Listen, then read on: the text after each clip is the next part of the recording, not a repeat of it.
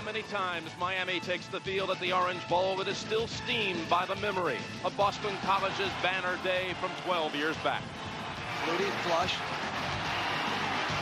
Throws it down. Caught by Boston College. I don't believe it. It's a touchdown. The Eagles win it. Miami's misery this season reached its apex 1 week ago when a last-minute touchdown slipped right through their fingers. Now Miami is looking for a new direction, raising Cain, hoping to recharge a season, one win away from a bowl bid. There will be no bowl, however, for Boston College. But the suffering could be eased today if the Eagles find an open field and stun the Canes for the first time since Hail Flutie. It's Boston College at Miami, all set next on CBS.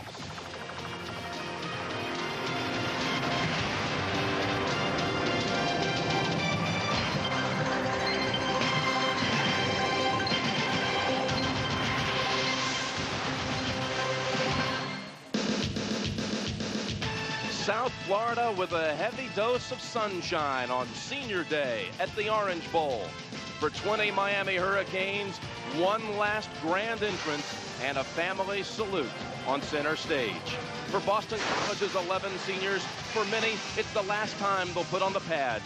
From Pee Wee and Pop Warner to high school and college, it's the last game of their lives. It's Boston College about to meet Miami.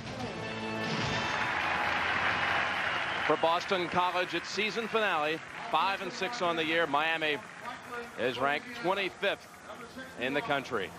Tony Gator, a senior for Miami, as they continue to introduce the senior Hurricanes, their final game, final home game at the Orange Bowl. Good afternoon, everybody. I'm Jim Nantz. Great to have you with us on this, the 12th anniversary of the Hail Flutie game here between Boston College and Miami. However, this year it's been a season of tumult for both the Hurricanes and the Eagles, but Miami still harbors hopes of winning the Big East Championship. Syracuse undefeated in conference play. Next week, the Orangemen will host Miami and Virginia Tech right there in the picture with a 5-1 conference mark. My partner, as always, the former UCLA Bruin head coach, Terry Donahue. And Terry, for Boston College and Miami today, what is on the line in this game? Well, Jim, for Miami, a bowl game is on the line. They need one more win to qualify for a bowl. If they get that win this afternoon, then they can go up next week against Syracuse and fight for a piece of the Big East Championship. Remember, these seniors at Miami are the first seniors in 16 years to lead Miami without a national championship ring. They feel they have something to prove to the fans and to themselves. For Boston College, they're trying to salvage their year. They were rocked by a gambling scandal, but Amari Walker, their outstanding tailback, has said that this is business for them.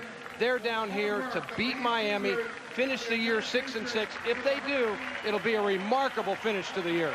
Amari Walker was remarkable last week in the game against Temple. He rushed for a career-high 166 yards and 3 touchdowns. This was the game winner, bouncing around the bruising runner, leading Boston College from behind to a win 21-20. They have the 13 players out because of the gambling episode. Plus, they are very injury-riddled right now, including at quarterback, Matt Hasselbeck out with a separated shoulder. That means Scott Mutrin gets the start today. Well, Scott Mutrin was the starting quarterback at the beginning of the year against Hawaii. The game was a disaster. He lost his job, has only played sparingly since. This is his second opportunity. But, Jim, I've never seen a team ravaged by injuries and suspensions like Boston College, but somehow they've managed to play well against Notre Dame, had a big win last week against Temple, and if they can get this win today against Miami, those players will carry this win with them the rest of their lives. Well, that's for sure. Scott Covington will be the starting quarterback for Miami, his first career start, because Ryan Clement is out with an ankle injury. And how about Scott Covington? Well, Miami is known as quarterback U. Scott Covington came all the way from California to be the next great quarterback at Miami. He got beat out by Ryan Clement, but this is his opportunity. He's waited 3 years to be the starting quarterback today. He's convinced he should have been the starter all along. He's going to try to prove it today. Yeah, he's looking forward to going 4 quarters today. And right now we're looking forward to going down to the sidelines with the third member of our team, Michelle Tafoya. Michelle? All right, Jim. Well, yesterday, Boston College coach Dan Henning told us that it was his seniors who provided the lift in that comeback win against Temple last weekend. And one senior in particular who's provided remarkable leadership for Boston College through these recent troubles is defensive back Daryl Porter. Now, Porter's in a remarkable situation. He still shares an apartment with 3 of the players who were suspended for gambling. They have roomed together for 4 years.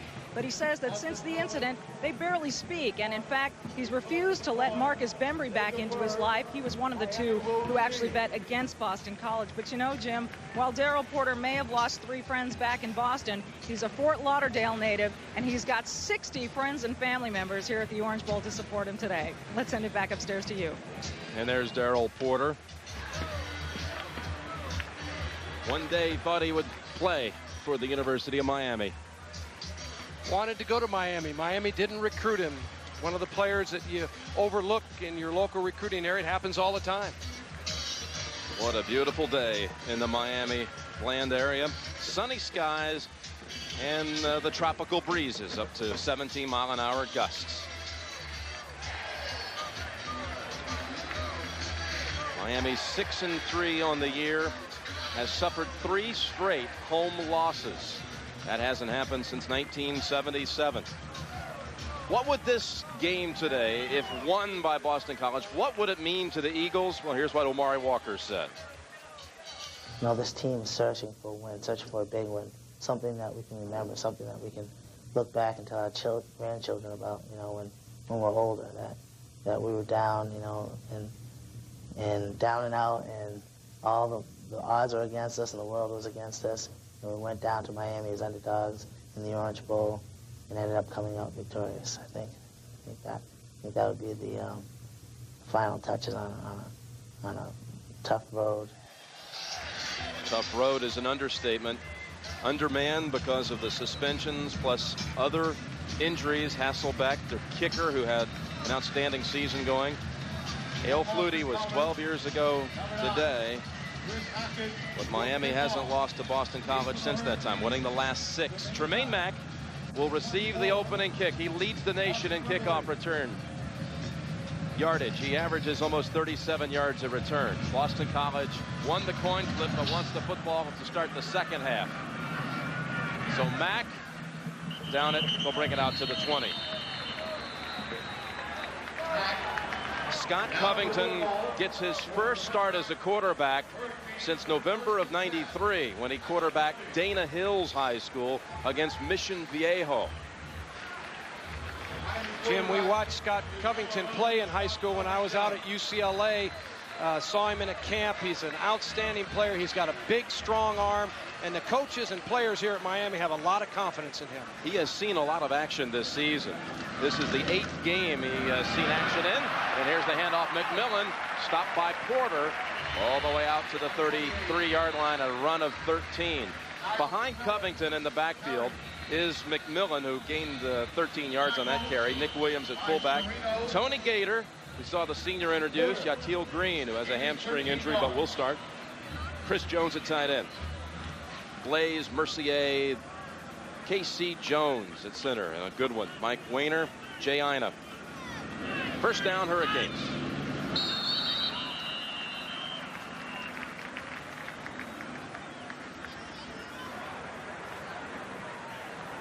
Covington not only has seen action in 7 other games this year as a backup. We have a dead ball foul, offsides, on the defense. Still first down. He also saw action in 7 games last year, Terry. Well, he's had a lot of repetitions, not only in games, but also in practice. They've really treated him like a starting quarterback. He hasn't been relegated to a backup who's taken very few reps. 1st and 5. McMillan for about 2. The BC defense starts 3 true freshmen. Stores, Giannakakis, Collinet, Hoven is a freshman, true freshman. Markel Blunt, Rupert English, true freshman. Ryan Reckley. Secondary with Davis, true freshman Serino.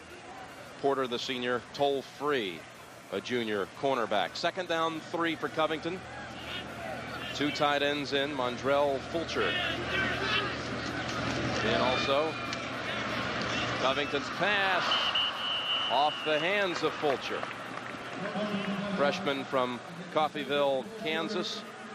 Unable to hold on, would have given him a first down. It'll be 3rd and 3. Anytime Miami puts Fulcher in the game as a tight end, they're really putting an athlete that has wide receiver speed into the contest. That ball was just a little bit off the mark by Covington, but Fulcher can not only run short routes like that, he can go deep as well. Fulcher out of the game now on 3rd and 3. Hurricanes from their 40.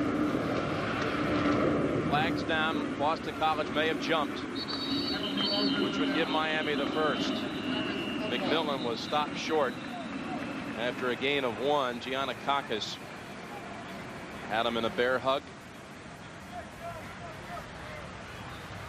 Covington with the cadence may have drawn him off. Offside on the defense. 5-yard penalty. First down. That's the second time in a very short duration here that Covington's snap count has made the Boston College defense jump. The first one was by design. It was a design play. That one there was just his voice inflection and the way he moved his head. Gives Miami the first down at the 45.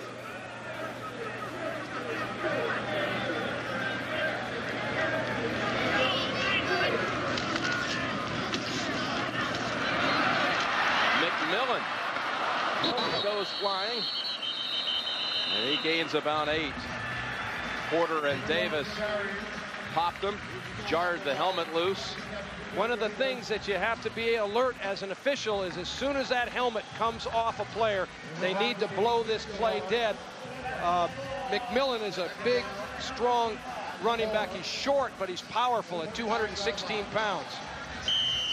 He just gets it ripped off here with the hit. The concussion of the hit just knocks it right off his head.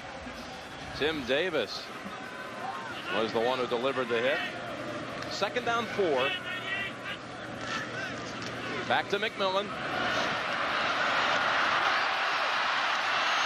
All the way to the 31. 18 yards on that carry for Daryl McMillan, a sophomore from Bradenton, Florida. You can see the design that Larry Coker, the offensive coordinator at Miami, has put in for this game, particularly early. He wants to take the pressure off of Covington, rely on his veteran offensive line, and give the ball to the back to McMillan, who's a veteran who also knows how to play. He's trying to relieve Covington of the pressure of his first start. Probably noticed, too, how Notre Dame ran for 400 yards against this team.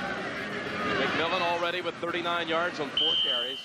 Covington calls the timeout. We'll take it with him.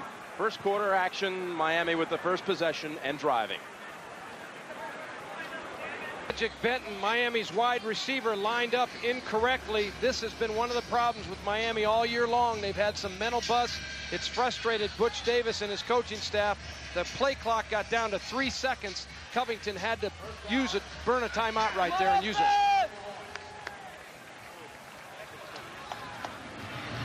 Jeff Popovich encouraging the team from the sideline. There's Nick Williams, fullback, getting some hard yards down to the 22.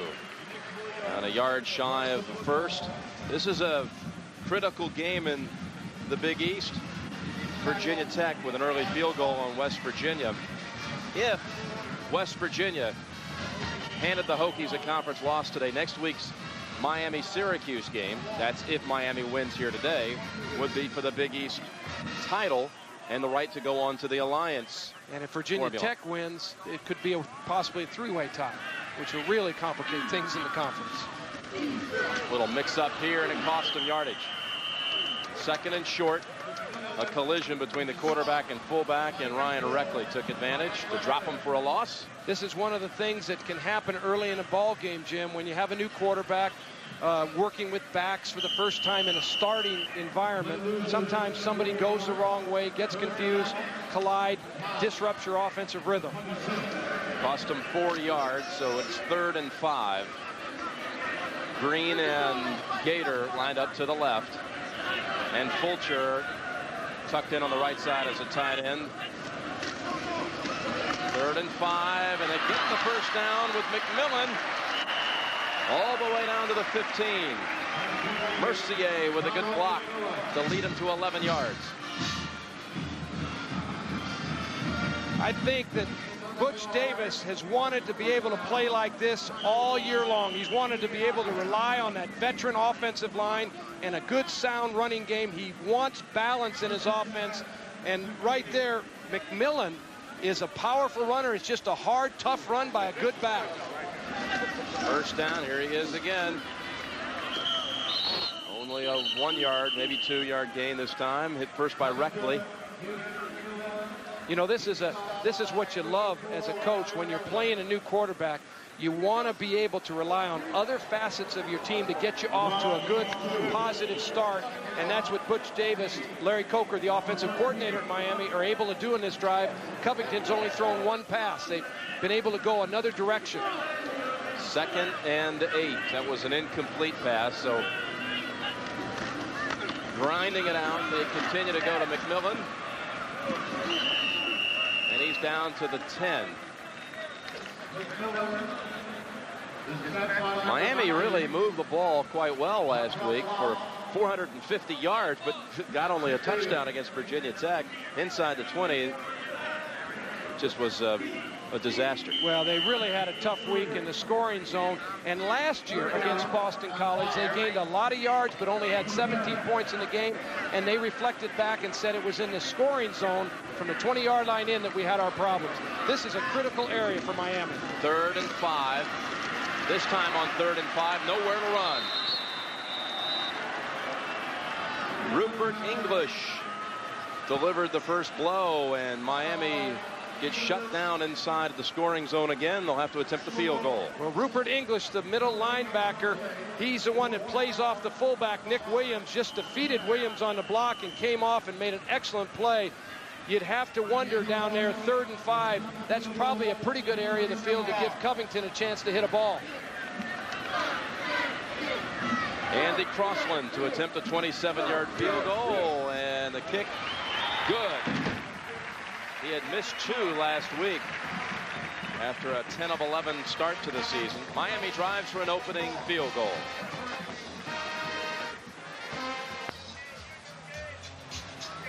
All right, guys, enjoy lunch. We'll look forward to seeing you at halftime. The Victory Bell rivalry, USC-UCLA. It's going to be strange for you today not to be around that game, huh? First time, Jim, in 25 consecutive years. I've been in 28 UCLA-USC games as player, assistant coach, head coach. But today, this has been the toughest week for me because that Victory Bell, we've owned it for 5 years. And those Bruins, they don't want to give that up. A year ago today, you were carried off the field on the shoulders of your captains. Cedric Washington is the kick returner for Boston College. Fields it at the 13. And gets hammered at the 22. Scott Mutrin, sophomore from Middleburg Heights, Ohio, in the Cleveland area. He started in the season opener at Hawaii on August the 31st and had a rough go of it that night. Completed only 7 of 25, which has really skewed his season stats. But he has looked really good coming in relief of Hasselbeck here in the last month. And Hasselbeck with a separated shoulder could be used today in an emergency situation, but it's Mutrin's turn today.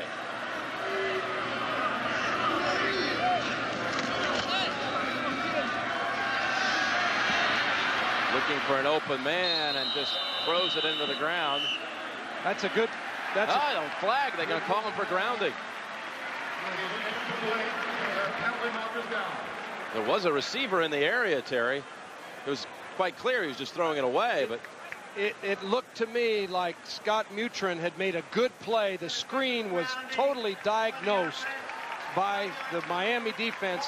He put the ball in the area of a receiver. I do not think that was a good call. I think that should have been just an incomplete pass.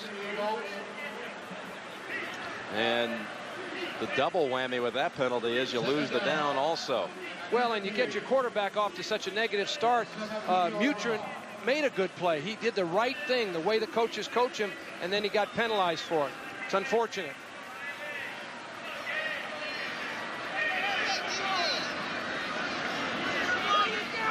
He told us last night one of the keys in their game plan today is to stay out of 3rd and long situation.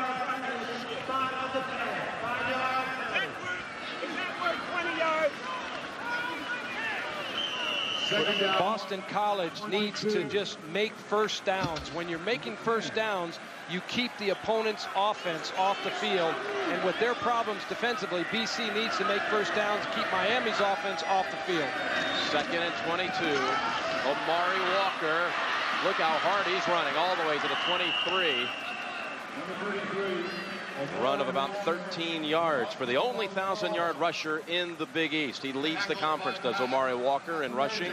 DeCosmo and Harding are the receivers. Pollock can pull in some catches at tight end, along with Chamberlain, Araskovich, Brzezinski, O'Connor, Norrie, and LaRose. O'Connor at center in for Damian Woody, who's out for the season.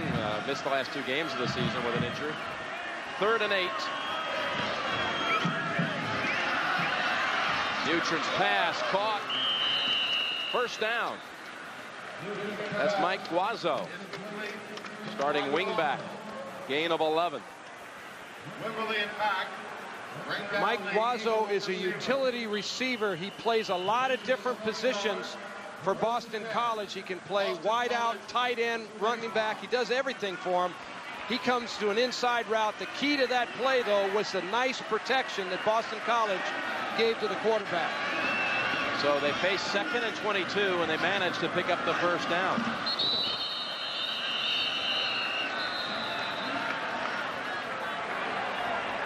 Denny Fortney running over Brian O'Connor. Denny Fortney right over the center position. He's the one that jumps, and he gets nailed by the left guard, comes down and just punishes him for whipping that center. And Mutrin got caught in the domino effect. So a 1st and 5 situation for the Eagles.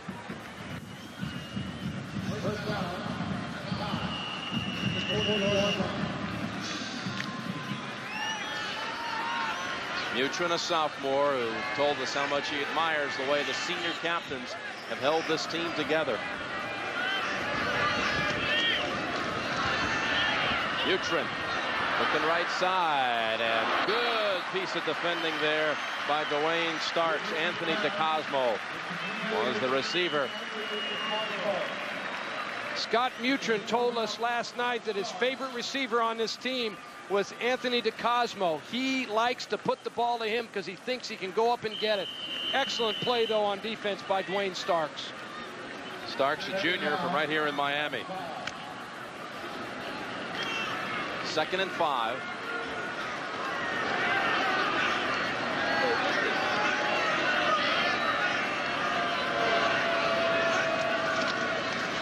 Walker. Only a 1-yard gain. The Miami defense with senior Kenny Holmes, Denny Fortney, Chad Pegues getting the start, and Kennard Lang. All senior starters at linebackers. Russell, Burgess, Coley, Earl Little, Mack, Marcus Wimberly, a senior, and Starks, who made the fine play on 1st and 5. Now it's 3rd and 4.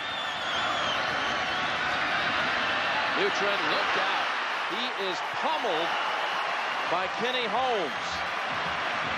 Holmes, who had a huge game last year at Boston College. It's going to be hard for Boston College to single block Kenny Holmes. He's an outstanding pass rusher. Dan Oriskovich is one-on-one. Generally speaking, Boston College is going to leave 2 guys on Kenny Holmes most of the day. This particular time they didn't. He got home for the sack. Low snap.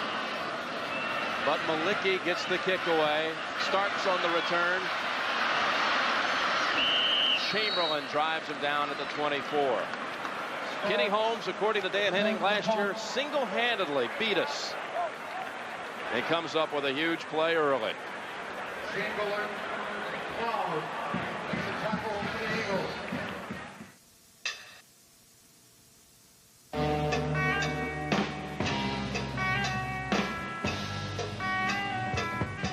Time has come today. Young hearts can go their way. Can't put it off another day. trade after trade, active investors rely on our brokerage experience. Isn't it time you had Fidelity Investments working for you? Hey, Jimmy, how's the leg? Leg's just fine. Doesn't look too good. No pain at all. The way you banged it up the other day? No problem. Doctor gave me Tylenol. Extra strength. Tylenol. Is that kind of pain? Just watch me, son. For the pain of traumatic injuries, Tylenol is recommended the most by doctors. Hey, Brad. How's my leg? Tylenol, the pain reliever hospitals use most. Miami has a 3-0 lead over Boston College, but they won't be satisfied with field goals all day. That's why their running backs coach, Don Soldinger, told his backs, don't focus on running east and west so much, but look for routes up the middle. And in particular, he told Dyrell McMillan he wasn't reading the Boston College defense well, guys. Well, I'll tell you what, Jim. Pretty early in the game, he's been gaining a few yards. I'm not sure. 51 yards. Here's the pass play to Gator. Gator with hole 3, trying to cut the angle. Didn't get him, and Gator's going in for a touchdown.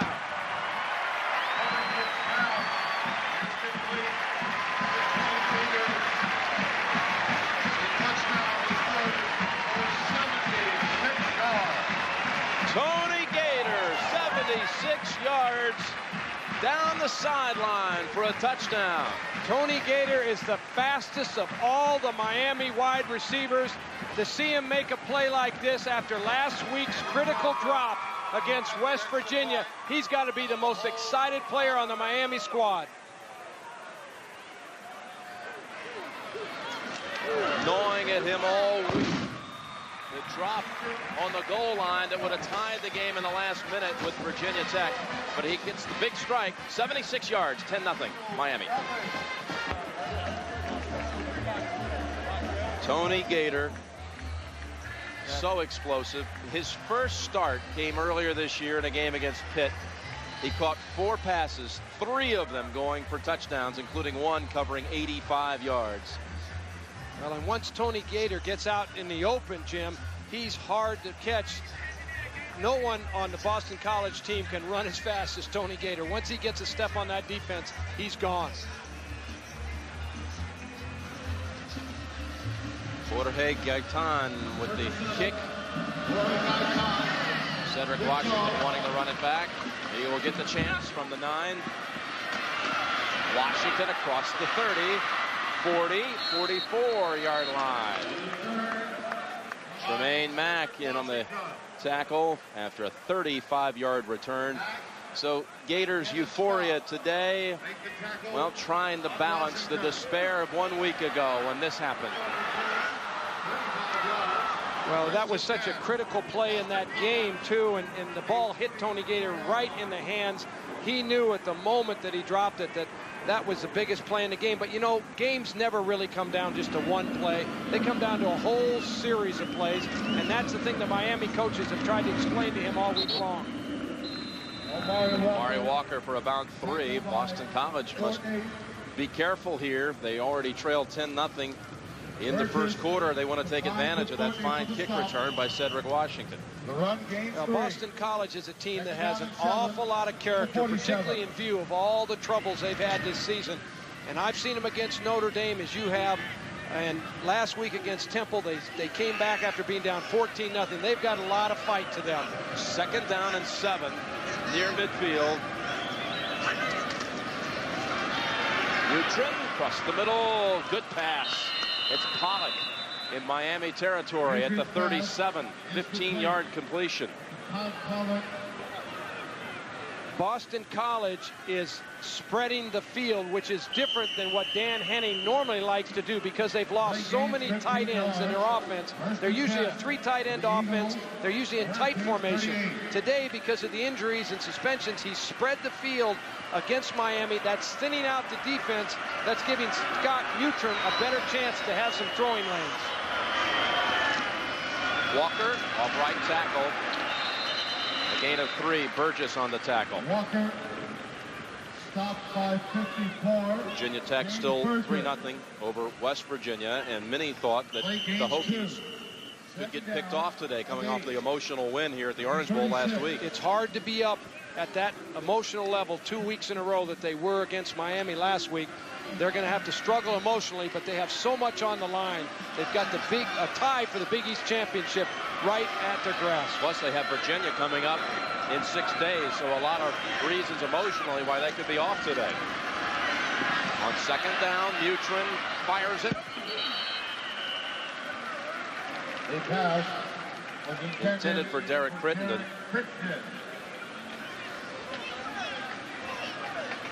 So far, I've been impressed with Scott Mutrin. This is the first throw that he's made today that really was not on the target. That ball was a little bit high. Crittenden takes a hard fall onto the ground, but Scott Mutrin has looked impressive to me, particularly for a quarterback that has played only sparingly since the opening game of the year. He's completed 2 out of 5. He needs one here on 3rd and 8. Miami, did it jump?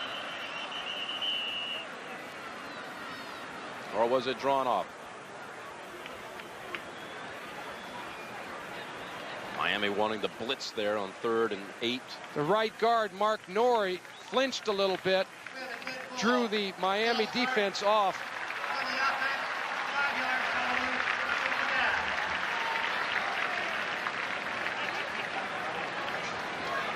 Broderick Mack comes in at linebacker for Miami, number 51. Third down. And it's 3rd and long for the Eagles. Broderick Mack, a freshman from Miami with 2 interceptions already this year. He's made big things happen when he comes into the game. No relation to Tremaine Mack, who was back there at strong safety. 3rd and 13. Holmes coming after him. And he gets his 2nd sack of the first quarter.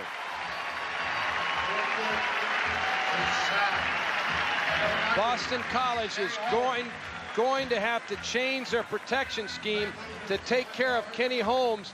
He's just too good of a pass rusher. He's working against 89 Todd Pollock, who's a tight end by nature, and Todd Pollock can't match up against Kenny Holmes in that case. Malicki to punt. Beautiful kick, but too far. Didn't want that one at that portion of the field. Miami will bring it out to the 20. It's a doubleheader day here on CBS. Coming up next, Kentucky and Tennessee from Neyland Stadium in Knoxville. Peyton Manning has been a little banged up this week. Had an MRI on his knee, but he's going to get the start today. Tennessee and Kentucky. Bill Curry with his curtain call at Kentucky, with 3 straight wins coming in. The Wildcats take on the Volunteers next. Bill Curry, I hate to see him go out of the coaching profession, but boy, he's got to be proud of the way his team has rallied around him. McMillan moves the pile for about 2 yards. Markel Blunt got a hold of him. Jim, you know, you mentioned the Tennessee game. There's going to be a lot of speculation during the next several weeks about Peyton Manning, whether he'll remain at the University of Tennessee or whether he'll come out into the National Football League draft. I really sincerely hope he stays. I've been able to watch Peyton Manning play several games this year. It'd be great if he would stay at the University of Tennessee and lead them to a possible national championship and maybe win the Heisman Trophy himself. 2nd and 8. I think after the loss to Memphis, he will be back for his senior year. Covington to Green right at the 1st down mark. That's good for the 1st down at the 31. So Mutrin scraped up an elbow on that sack by Holmes. Well, they sure don't want anything to happen to Scott Mutrin. They've had enough problems with Hasselbeck out of the game. They need this guy to stay healthy, and he's taken all the work this week. He's the one that's prepared to play this game against Miami. 1st and 10, Miami with a change at right tackle. Jay Ina out, and Shabaka Abdul-Majid in. McMillan tried to scramble to his feet, but down at the 37. Hovan had a part of that tackle. One of the things that the offensive coordinator at Miami, Larry Coker, is going to try to do is give Scott Covington high percentage passes. That little out route that he threw was timed. It gave the quarterback a real chance to be successful. He wants to make sure that his quarterback continues to have confidence throughout this game. A new tailback in there, Edgerrin James, and he gets the pitch. The freshman, and a smooth one. James to the 45. 9-yard run on his first play of the day. Edgerrin James. Now Miami loves James, number 32, the tailback. They think that he is going to be the next great back in the history of the University of Miami. This is a big back, 220 pounds. He can punish you when he runs. He's got outstanding speed. Look for this guy to be a real star in the future. He had a 100-yard game against Temple, first of this month. Scooting outside, waiting for the block to unfold. Edgerrin James inside the 30-20 and down at the 11-yard line.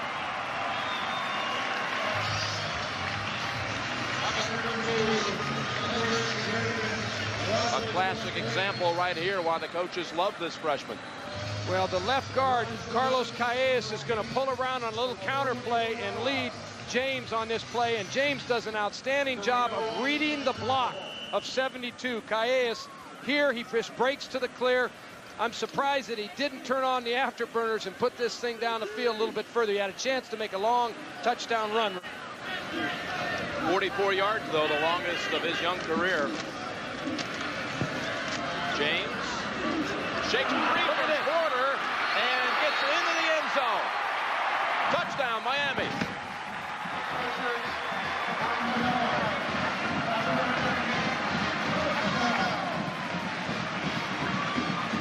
It's no wonder the Miami coaches are so excited about 32, Edgerrin James. He's a powerful back. Here he just makes a good, tough run. He gets stopped at the line of scrimmage, spins off, and fights the ball into the end zone. What an effort. His first touchdown at Miami. It won't be his last, I guarantee you. Nick Crossland with the extra point. They handed the ball to James the last 3 plays. He covered 64 yards.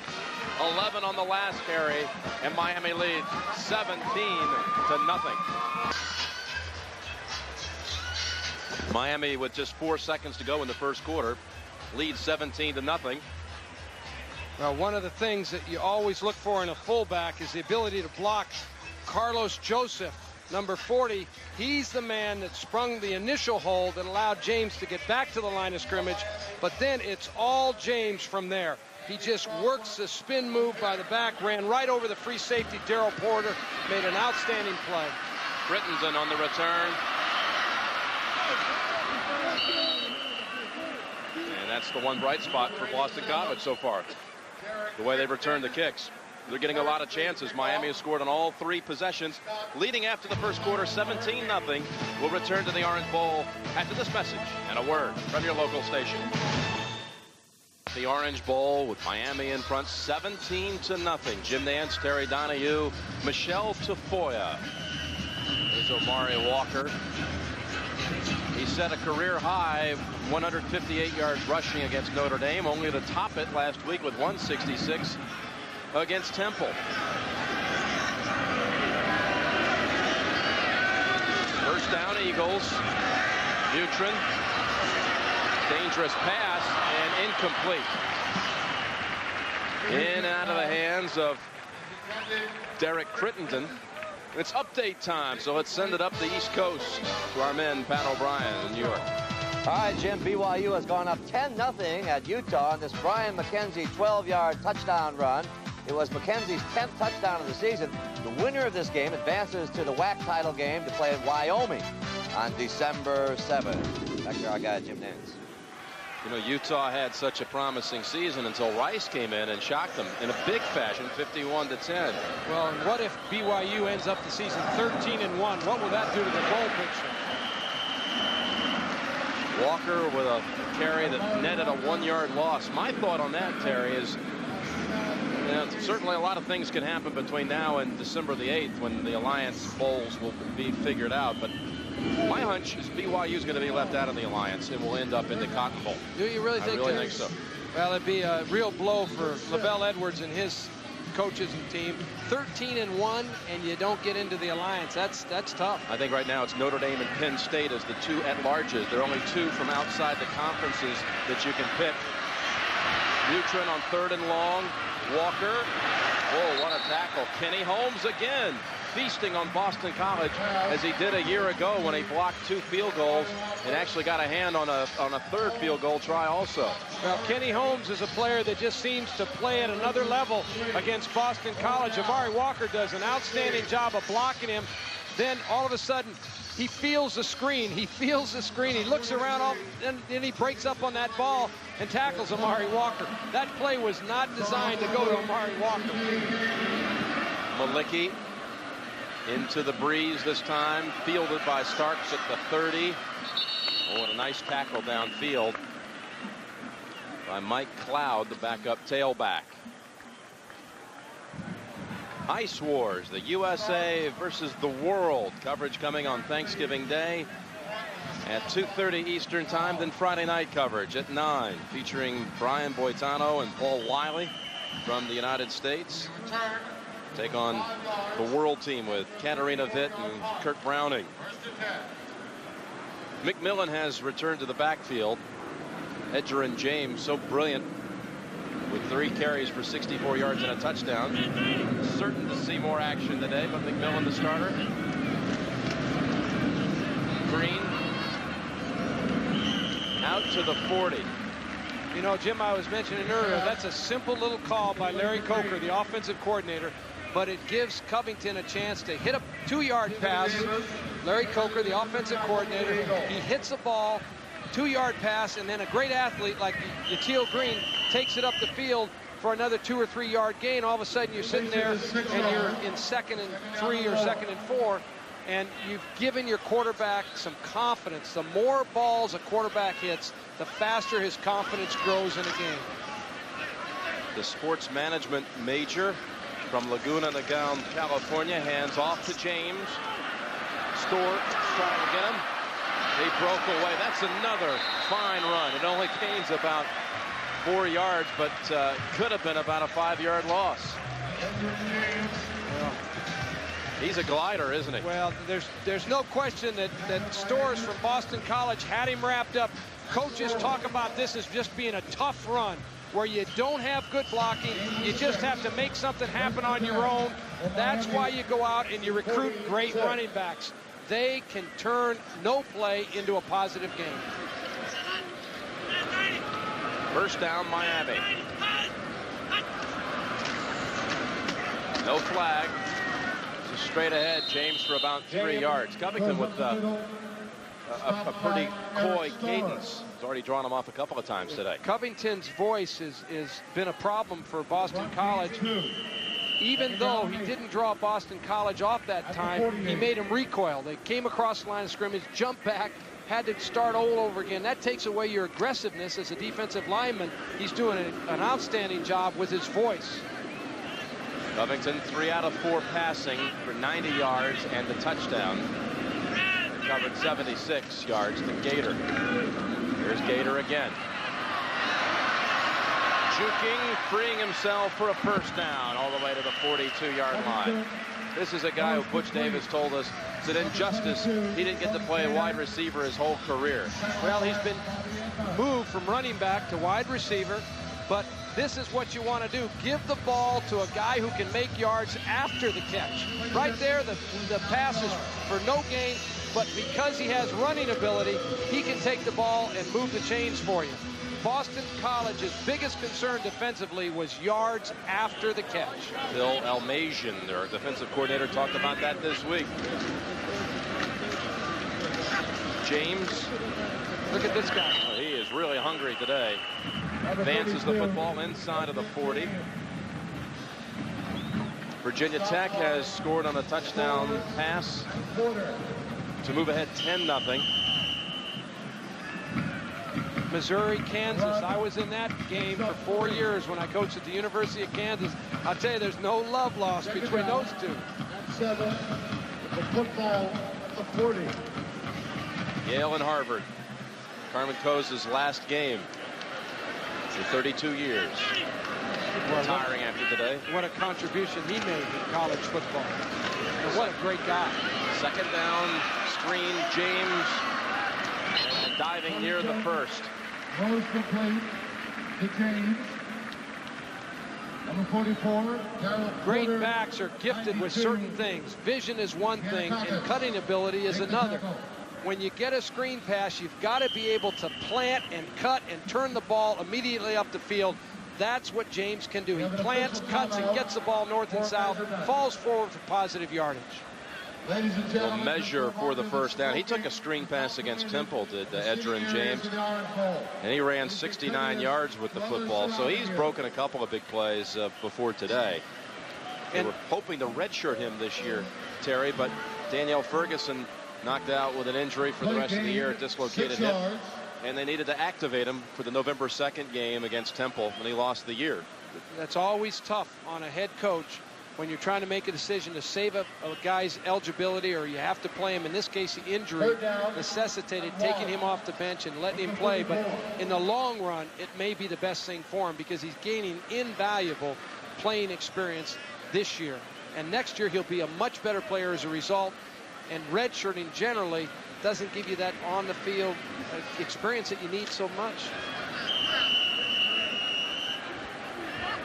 The ball put into play at the BC 33. Miami already leading 17-0 and driving, looking for more. James slashing down to the 25. Good block by Mike Weiner. Again, it's a little counterplay that Miami has been running thus far this afternoon, and James has a real feel for hiding behind those lead blockers and then dipping up into the creases of the defense. He's playing like he's going to earn a start for next week's game against Syracuse. He's serious about this, but you know, think if you're Miami, you can rest him after a while, come back with McMillan and keep pounding on the defense. That's the first time he's been shut down. You know, Miami has a yardstick for rushing with a phenomenal winning percentage. I'm talking about 150 yards. They gain 150 yards on the ground. They've won their last 54 games. That dates back to the Boston College game 12 years ago. That's the last time they gained over 150 yards in a regular season game and lost. And not only that, it fits in perfectly with what Butch Davis likes to do. He wants Miami to be a physical running team. He wants some balance, but he wants to be able to take advantage of that big offensive line. On 2nd and 9, Covington, again with the play clock running down, has to use a timeout. We'll be right back. You know, Terry, we were talking a moment ago about the 150-yard rushing performances by Miami, leading to 54 straight wins in the regular season. They've already amassed 153 yards on the ground, and we're just early in the second quarter. Well, one of the reasons is because of that center they have in there playing, Casey Jones. He's a semifinalist for the Lombardi Trophy. A lot of people think he may be the best center in the country. 2nd and 9. Covington with protection. And that pass will only gain about 1. James with the reception. Reckley on the hit. How about Covington's play so far? Well, I think two things. I think, number one, the coaches have done an excellent job taking pressure off of him, relying on the outstanding line they have in the running backs, letting him hit high percentage passes. And all of a sudden, he's off to a real positive start. He is a confident athlete. Coming in off the bench last week against Virginia Tech, he showed that confidence. He has the poise of a starting quarterback, even though he's been a backup his entire career. 3rd and 9. Trent Jones comes into the backfield. He's blocking for the quarterback, and that's an incompletion intended for Yatil Green. They'll bring out Andy Crossland for a field goal try. Yatil Green is one of the players that Covington feels best about getting the ball to. He is the most athletic, the most physical of the wide receivers. It's a little timing route. He just loses his feet, falls down. Covington put the ball where it needed to be. Popovich on the hold for Andy Crossland, who's already connected from 27 yards. This one a 41-yard attempt. Andy Crossland, no good. Wide right. 17-0 Hurricanes second quarter. We'll return to the Orange Bowl after this word from your local station.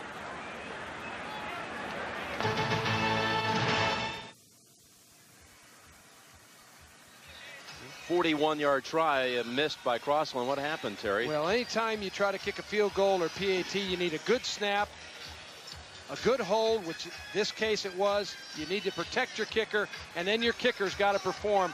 Crossland just hooked this ball a little bit to the right. That's a kick that he's very capable of making. He just didn't hit the ball the way he needed to hit it. So Boston College takes over, 24-yard line, trailing 17-0. One possession in Miami territory that ended in a punt. Mutrin, right side, almost intercepted. Looking for DeCosmo, and Carlos Jones was with him all the way. Jones is a senior from Louisiana who was a former All-Big East cornerback, but lost his starting job this year. Well, Scott Mutrin threw this ball into double coverage. This is a pass that he would like to have back. This was not open to DeCosmo. DeCosmo is his favorite receiver, but you can't throw to your favorite receiver when he's covered like that guy was covered. 2nd and 10. Play action. Mutrin zips it to Pollock for a first down. So football at the 39, we'll call it. Gain of 15. Let's go down to the sideline and join Michelle Tafoya.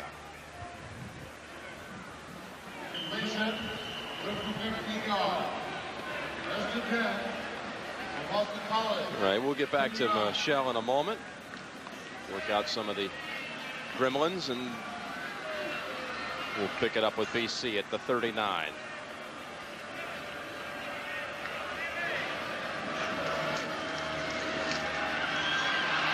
The rollout, Mutrin. Last moment to DeCosmo. Good improvising by the quarterback. DeCosmo with the catch at the 32. There is a flag down.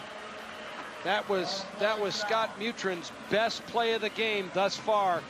As you mentioned, Jim, he really improvised on that particular play. He got himself out of trouble and found an open receiver, his favorite guy. Once again, DeCosmo, he found him. And Miami was guilty of holding. Miami had come on the blitz to try to put heat on him. It's a little counter bootleg pass. And right here is where he avoids the rush, cocks his arm, and finds DeCosmo down the field for the completion. That's his play of the game thus far. 29-yard completion. First down.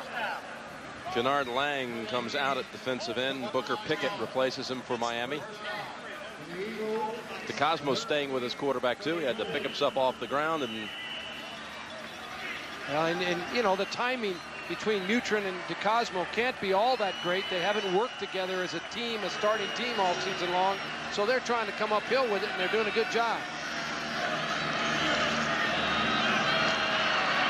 Quarterback draw, and Mutrin picks up a big chunk down to the 20. Well, this is a well-designed play by Dan Henning and the Boston College coaching staff. It's a quarterback draw.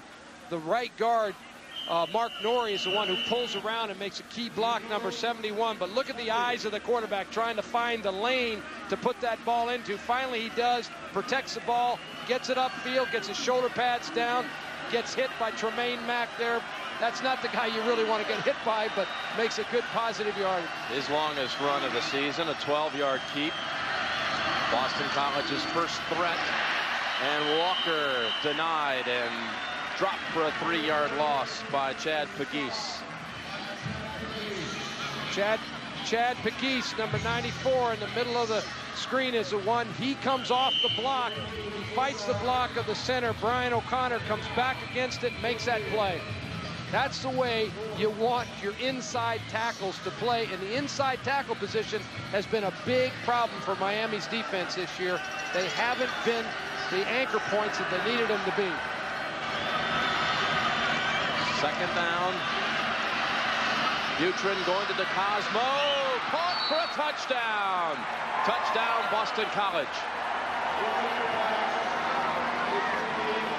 Dwayne Starks wanted an offensive interference call. There was some pushing and shoving, but DeCosmo comes away with it. 24-yard strike for a score. The key to any pass is you've got to start with protection. Amari Walker picked up the blitz, gave the quarterback time at least to get the ball launched. Then it's one-on-one, athlete against athlete. DeCosmo goes up and catches the ball at its highest point. That's why Boston College thinks he's really one of the premier receivers they've had in a long time. You know, he now has 36 catches on the season. Does DeCosmo? Oh, extra point goes awry, but there is a flag. There is a flag. Miami may have jumped. Tremaine Mack, so skilled at blocking kicks, 9 in his career. Tremaine Mack talked to us last night about why he blocks so many kicks. He comes out in the pregame warm-up, watches the center snap the ball.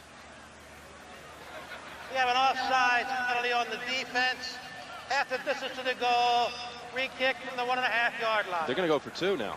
They probably will go for 2 now. They're going to move it up. But Tremaine Mack, he's a guy that watches that snap and then tries to get his jump. The key to the blocks that he's had 9 blocks in his career. The key has been the jump that he gets off on the snap. He studies those guys. That's what's made him a great player. Now for the 2-point try. Neutron fakes the dive to Walker, and he's going to dive for it himself. He'll walk in for the 2. Good decision by Dan Henning and the coaching staff. Neutron threw for 68 yards on that drive. The catch by DeCosmo was his first touchdown of the season. Good fake here. And here it is. He gets his pads down and puts it in the end zone for BC. When people refer to bump coverage, they're talking about a defensive back line and right up on the nose of a wide receiver going man-to-man against him. This is a case of Dwayne Starks against DeCosmo. He just falls and gets beat by a superior athletic move by DeCosmo. It's his first collegiate touchdown. He came into the game with a number of receptions, 34 at the start of the day. He's got 36 now. First touchdown. He's going to remember it because not only is it first, it's against Miami. Tremaine Mack, here he is, the nation's leading kick returner. 36 yards of return. And there's why. Oh, wow, is that a burst of speed? A 40-yard run back, so above the average. Anytime you kick a ball to a guy like Tremaine Mack, you've got to make sure your coverage lanes are sound. Boston College has a crease in their coverage lane.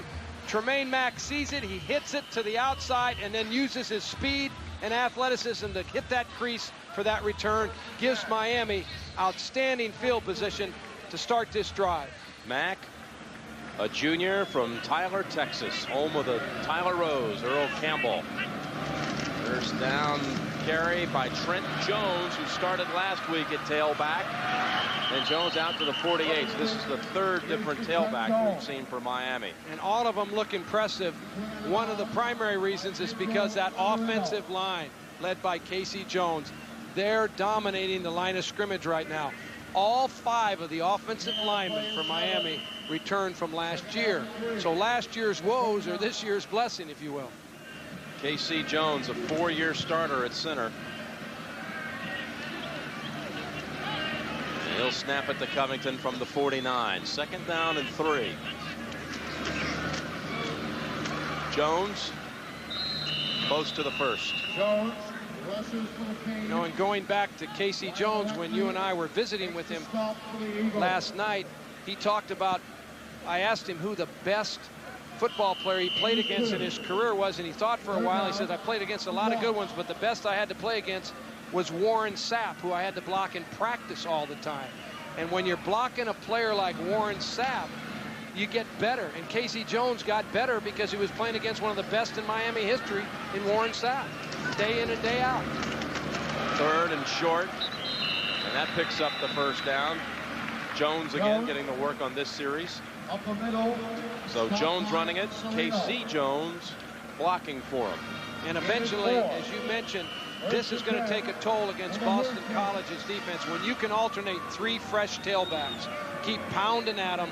with McMillan, come back with Jones, come back with James. All of a sudden, in the second half particularly, that wears your defense down. Those fresh backs with fresh legs. That's what Notre Dame did with Denson and Farmer and Kinder 2 weeks ago. Covington zips it, man open, caught at the 25. Magic Benton.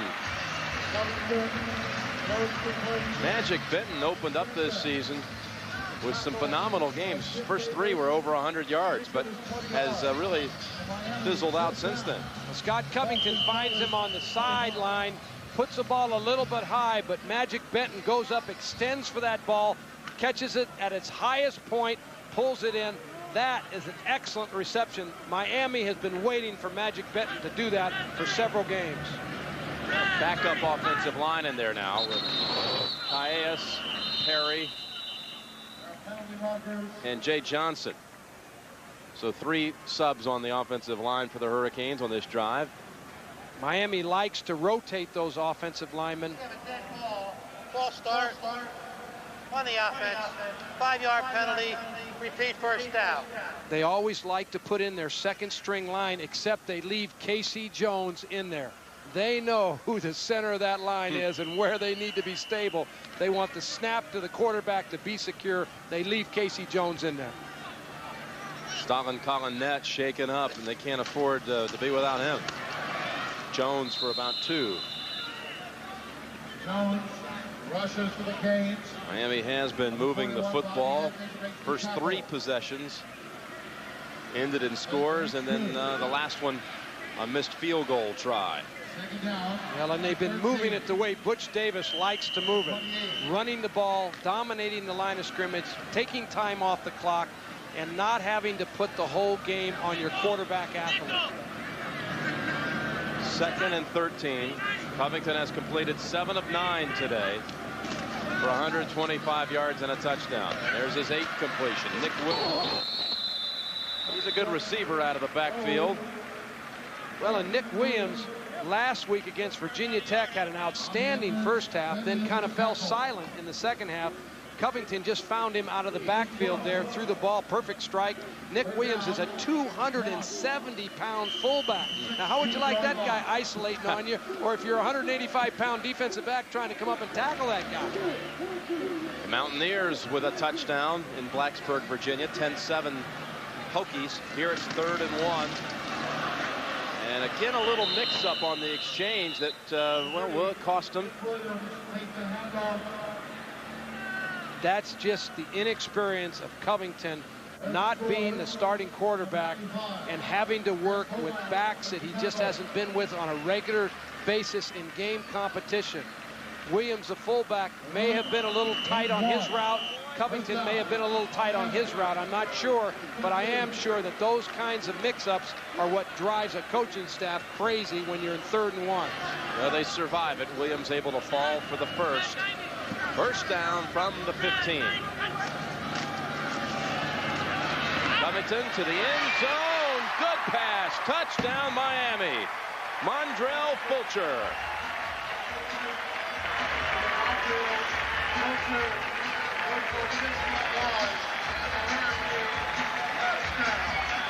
Mondrell Fulcher, he's a tight end by position, but by nature, he's a wide receiver. Covington finds him on a little post corner route to the outside, lays the ball up beautifully, and Fulcher goes up and takes it and puts it away for the score. Crossland, PAT, good. 24-8 Miami. Scott Covington, 9 of 11 for 152 yards and 2 touchdowns. I've been waiting 3 years to show them what I can do. Mondrell Fulcher lines up at tight end. He's just going to run a little post corner. He's going to release to the outside, fake inside, and then break to the corner. Scott Covington, with great protection, throws the ball outside where only one person can get it. That's his tight end, Fulcher. Heck of a throw by Covington. He's been impressive thus far in the game. Covington with 2 touchdown passes.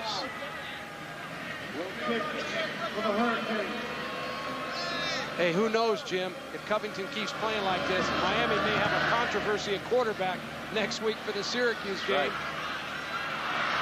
Washington will down it. You know, Ryan Clement statistically has had a very strong year with 15 touchdowns and only 4 interceptions, 10th overall in the nation. Hitting over 60% of his passes. He's a fiery leader. He's just one of the guys. He gets right in their faces. But you have to give Covington his due credit. Here he is in his first start. The guy comes out in impressive fashion.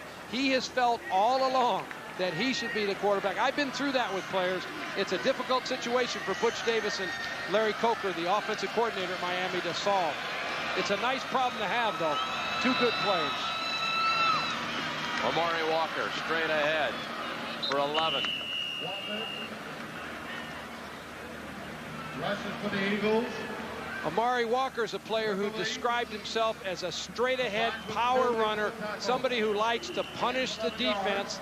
He says, I prefer to run over him rather than run around him, and right there, he punishes the Miami defense. He's the leading rusher in the Big East Conference. Zero-way second in the league in rushing. But Walker, the only one over 1,000. He has 24 yards today on 7 attempts. Crittenden with a catch for a short gain. Mutrin starting to warm up. He was 3 out of 4 passing on that touchdown drive the last time they had the football for 68 yards and a score. I think that BC has the ability to move the ball on this Miami defense. They're spreading them out. There's some seams in the Miami secondary, and Scott Mutrin will begin to find those seams the longer he plays. Mutrin, tough pass that time, looking for Guazo.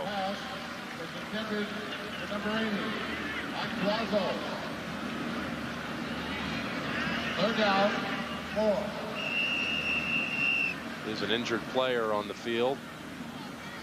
Another Boston College player down. Single season rushing totals. Well, if Walker had a phenomenal day today, such as 218 yards, he would have set the single season rushing mark. Although, because BC opened the season over at Hawaii, they get an extra game. You go over to Hawaii, you play there, they give you 12 games instead of 11 in the regular season.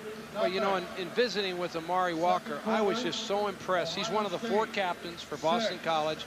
And one of the reasons that Boston College has been able to keep this thing together during all the turmoil and problems, Amari Walker is married. He's the father of 2 children. And people at Boston College say that he's a father figure to many of the players on the team because of his leadership and maturity.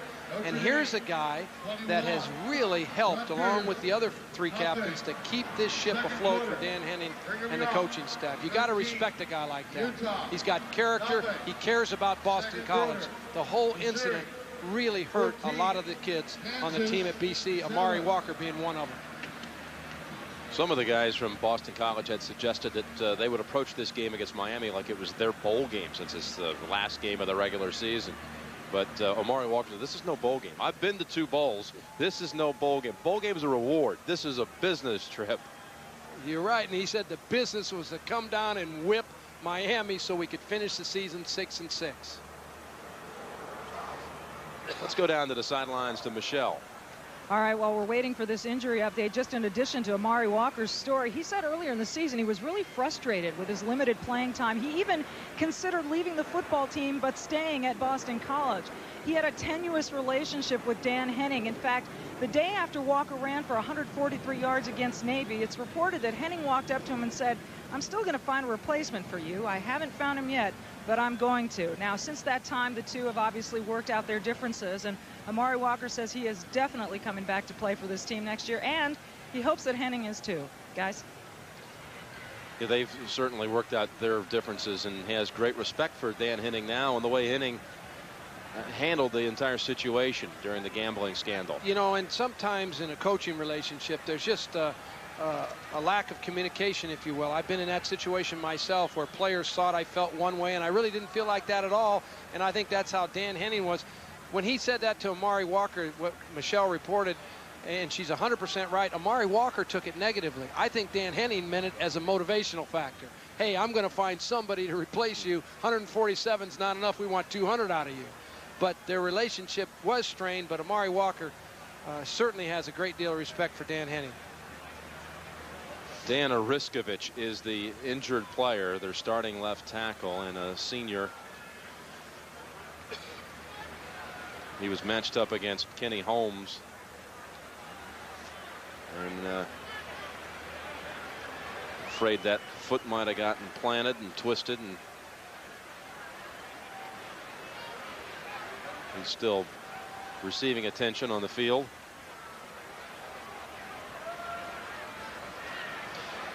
It's a Boston College team that, you know, you move beyond the 13 players suspended 2 weeks ago, and you've got a starting quarterback out with injury. Their leading receiver, Kenyatta Watson, who had hoped to play today, out with injury. Their place kicker, who had made 16 field goals, out for the season. Their starting center, injured, not able to play the last 2 games. Every time a Boston College player goes down, you really have great feelings of sorrow for the coaches and the rest of the team, because they just don't have the players to back them up. Andy Mitchum, number 60 for Boston College, he's the backup to Ariskovich. He also is the backup for 4 of the positions on the offensive line. This guy has to go in and play 4 positions. That's how thin the Boston College football team is. They made the trip down here to Miami with only 59 players, 50 scholarship players. And with Ariskovich now about to be carried off the field, we'll take a timeout. We'll be right back.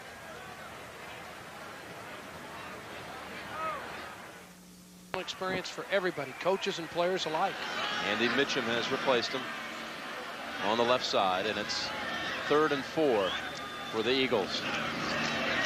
And as you might expect, just completely shut down coming out of that. I don't know how you regroup as a team. Oh, that's hard, particularly in a 3rd and 4 situation. You don't even get to start with a new series of downs, but the rhythm of the game will come back. The players will get back into the rhythm of the game here very quickly. All players react to these things about the same. You get stunned for a while when you see that kind of an injury, but then you get back into the rhythm and you start playing hard again. Dwayne Starks waiting for the kick from Jason Malicki. Kicking into a breeze.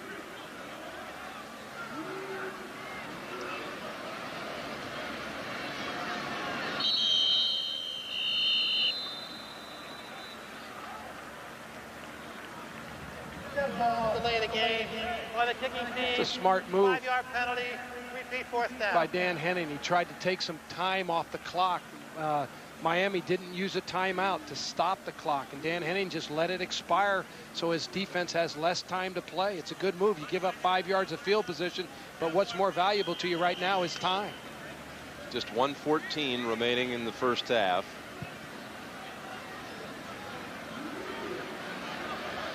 You know, this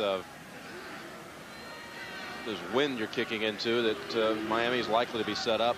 Good field position. You saw Tremaine Mack trying to get the angle on the block, and there they go. Miami's blocked another kick, and it goes out of bounds at the 18. Earl Little chased it out of bounds. It may have been Jack Holman on the block. That is the 19th block of a field goal or punt for a Butch Davis team in his 21 games as the head coach. Well, Jack Holman right there, number 44, comes unblocked. Boston College didn't pick him up. He laid out for the kicker's foot, just like the coaches teach you. The frustration in Miami right now, they knew they had a chance to scoop that ball up for the touchdown. Yeah, Earl Little said, wait a minute, I should have had that one. He knew it. He knew he had 6 written all over that. Little ran one back off a Mack block against Temple for a touchdown.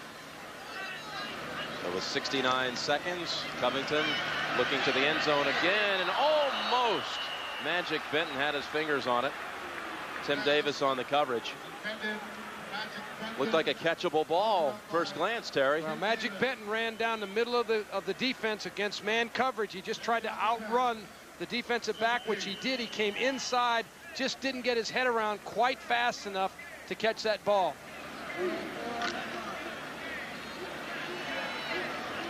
You know, the accuracy of Covington's been impressive. The ball has been around where it's supposed to be on almost every throw. It's only his 3rd incompletion. He's 9 for 12. Porter is going to be called for interference. He had his back turned on the quarterback. Chris Jones was the target.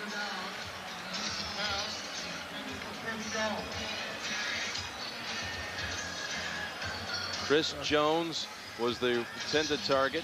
Chris Jones was trying to break into the middle of the BC secondary, and when he did, Darrell Porter collided with him. It's a clear case of interference. Defensive pass interference in the end zone. It'll be a first down. That'll advance the football to the 2. With 1 minute exactly remaining in the second quarter. Covington 152 yards in the air. Fumble. Wisely falling on it. Quarterback at the 9. That is a result of oftentimes either a new quarterback working with a new center, and in this case a lineman who was pulling knocked the ball out of the quarterback's hand. The left guard, as he pulled Mercier, he's the one that knocked the ball out of the quarterback's hands. Michelle Tafoya has more on Dan Oreskovich's situation. Michelle, what's the story? I do, Jim. They say he has a potential neck injury, possibly a lower spinal cord injury, and so they've sent him to the hospital locally for some x-rays. He was exhibiting tingling in his face, legs, and arms. However, when they started to spine board him, his symptoms somewhat subsided, but they did feel it was necessary to take him to the hospital. They were not able to remove his helmet, again for precautionary reasons, but they did remove his face mask, and as he was being carted off the field, Jim, he told one of our production associates, he sought him out and said, "Tell everyone I'll be okay." Jim? Wow. Thank you, Michelle.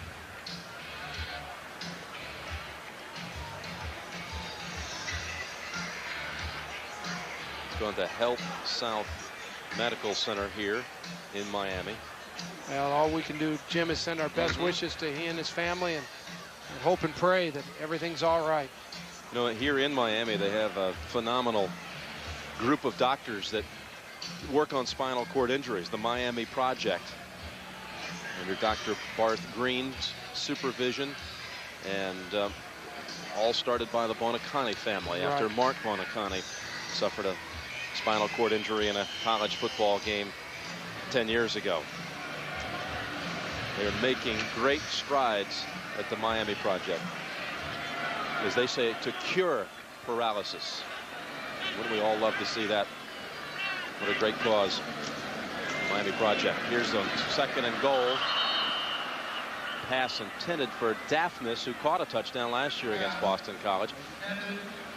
An update on that Virginia Tech West Virginia game, and a touchdown by the Hokies before halftime puts them up 10, 17-7. I want to point out something here as Miami faces 3rd and goal from the 9. They had a disappearing act last week against Virginia Tech right before the half, right next to the goal line. Came away empty. Right before the half, there was a lot of confusion and dispute about what they should do with the ball, whether they should kick a field goal, score the touchdown.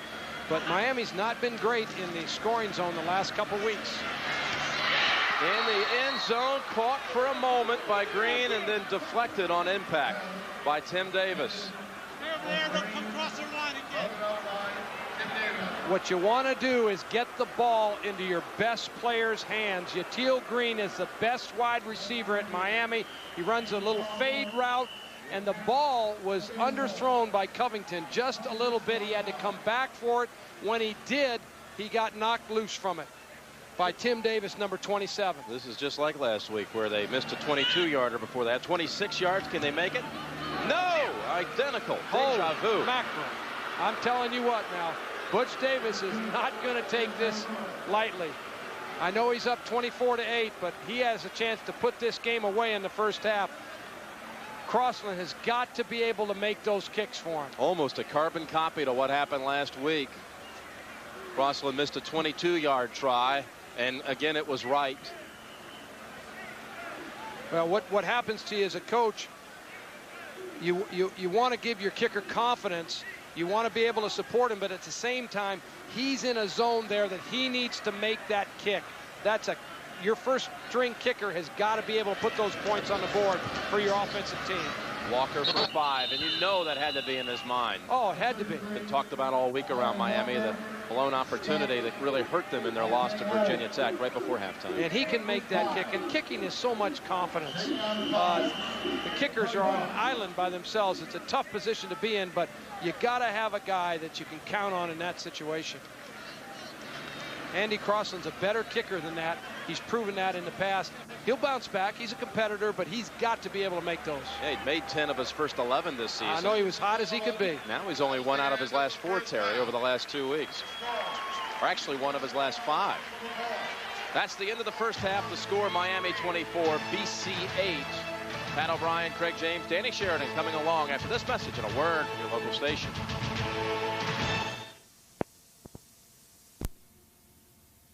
Sponsored by Selsun Blue. Doctors recommend it #1 for dandruff. Dean Witter. There are many ways to measure success. We measure it 1 investor at a time. And by Norelco Reflex Action Razor. Anything closer could be too close for comfort. Jim, where's it coming? We start the second half here in Miami, 24-8. Boston College will have the football to begin the third quarter, and they have Kenyatta Watson back to receive the kick. He has missed the last 3 games because of a deep thigh bruise. A nifty wide receiver. See if he gets a chance to touch the football. Kick coming to Watson from the 1. Oh, yes. Across the 30. 34-yard run back. Kickoff returns has been one of the highlights for Boston College today, and I mean that in all sincerity. They have been able to start with good field position throughout the course of the day. They've gotten a few more opportunities than they hoped for, though. That's you know, probably really. right. Yeah, really. Let's talk about things here for the second half, and the 2 quarterbacks I thought played commendable first half there. Well, I think you've got to be impressed with the way Scott Covington and Scott Mutrin played. Both had good first halves. They didn't turn the ball over. They were able to hit the passes that the coaches asked them to do. And, you know, one of the keys is not turning the ball over. That keeps you in a game. That keeps you alive. So Mario Walker gets the carry, and the first half numbers, Miami piling up some big yardage totals, 314 total yards for the Hurricanes in the first half. Well, and the most important stat there is the rushing yardage. That is what Miami wants to do. Take the pressure off of Scott Covington, put the pressure on the offensive line. Scott Mutrin and Boston College now face a second down situation. 2nd and 7. Kenyatta Watson's in the game. There's a pass to Pollock inside the 50 down to the 41. Todd Pollock gaining 21 yards on that reception.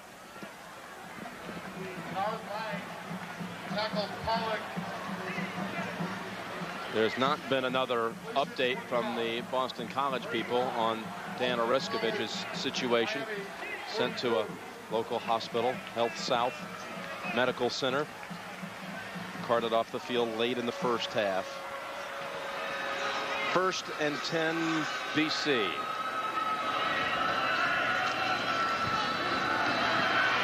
Mutrin with time, dumps it to Watson. And hit right away by Chad Pegues. Check in again on the sidelines with Michelle Tafoya. Michelle? Jim, following up on what you just said on Dan Oreskovich, as you mentioned, no update yet. They expect to have one early in the 4th quarter, and we'll certainly bring it to you. When he left the field, he had tingling sensations in his face, hands, and arms, which is indicative of a possible neck or spinal cord injury, as we told you before the half. But he was feeling better after they put him on the spine board. Those symptoms were subsiding, Jim. Well, our thoughts are certainly with him. 2nd down and 6. Walker short of the first by a couple of yards, maybe 3. He got to the 36 before Twan Russell wrapped him up. First half, you know, Mutrin now adding the numbers here in the second half, completing 60% with 1 touchdown, no interceptions. Well, Covington also. This is what impresses me the most is when you throw the ball and you have touchdowns and no interceptions. As a coach, that gives you the confidence to keep reloading and firing it away. 3rd down, 3rd and 4. Mutrin unloads it.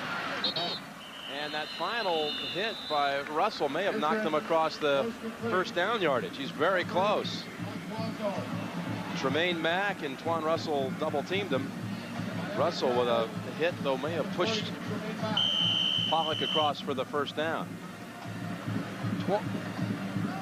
Twan Russell and James Burgess, two of the better defenders at Miami, converged to make this hit. A quarterback always takes a little bit of a shot right there.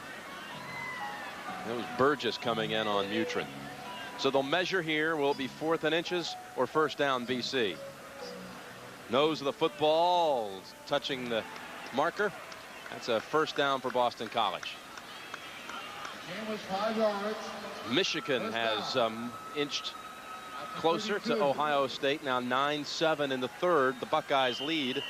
This young man, quarterback Scott Mutrin from the Cleveland area, recruited by every school in the Big Ten to play football but Ohio State. Yeah, that was interesting last night when he talked about that. He said that, you know, Ohio State was really his first choice if they had recruited him, but when they didn't, he decided to go to Boston College because of their degree. He thought it was a real meaningful degree that he could get from the university. Mutrin said he'd be pulling for the Buckeyes to keep their perfect season intact. He has a couple of high school teammates play now for Coach John Cooper. Well, I'm going to tell you, Jim, I'm pulling for the Buckeyes too. John Cooper really kept me in college coaching along with Pepper Rogers. If it hadn't been for Pepper Rogers and John Cooper, I would have never been in college coaching, because John let me live in his house when I went to work for Pepper Rogers in Kansas. He and his wife Helen kept me in their house for 2 weeks, gave me a place to lay my head, so I'm indebted to him forever. 2nd down and 10. Mutrin going long. DeCosmo, what a catch. No, they don't give it to him. Oh, out of bounds, they say. Oh, what an acrobatic grab by DeCosmo. DeCosmo really lays out to get this ball. It's an excellent play by Boston College. They flow away from DeCosmo. All of the defense goes. He's working one-on-one, gets him turned and goes to the outside and then lays it out for the pass, but he's out of bounds. Oh, I think that's 6. He touched the pylon as he made the catch. Let's watch it. Channel 6.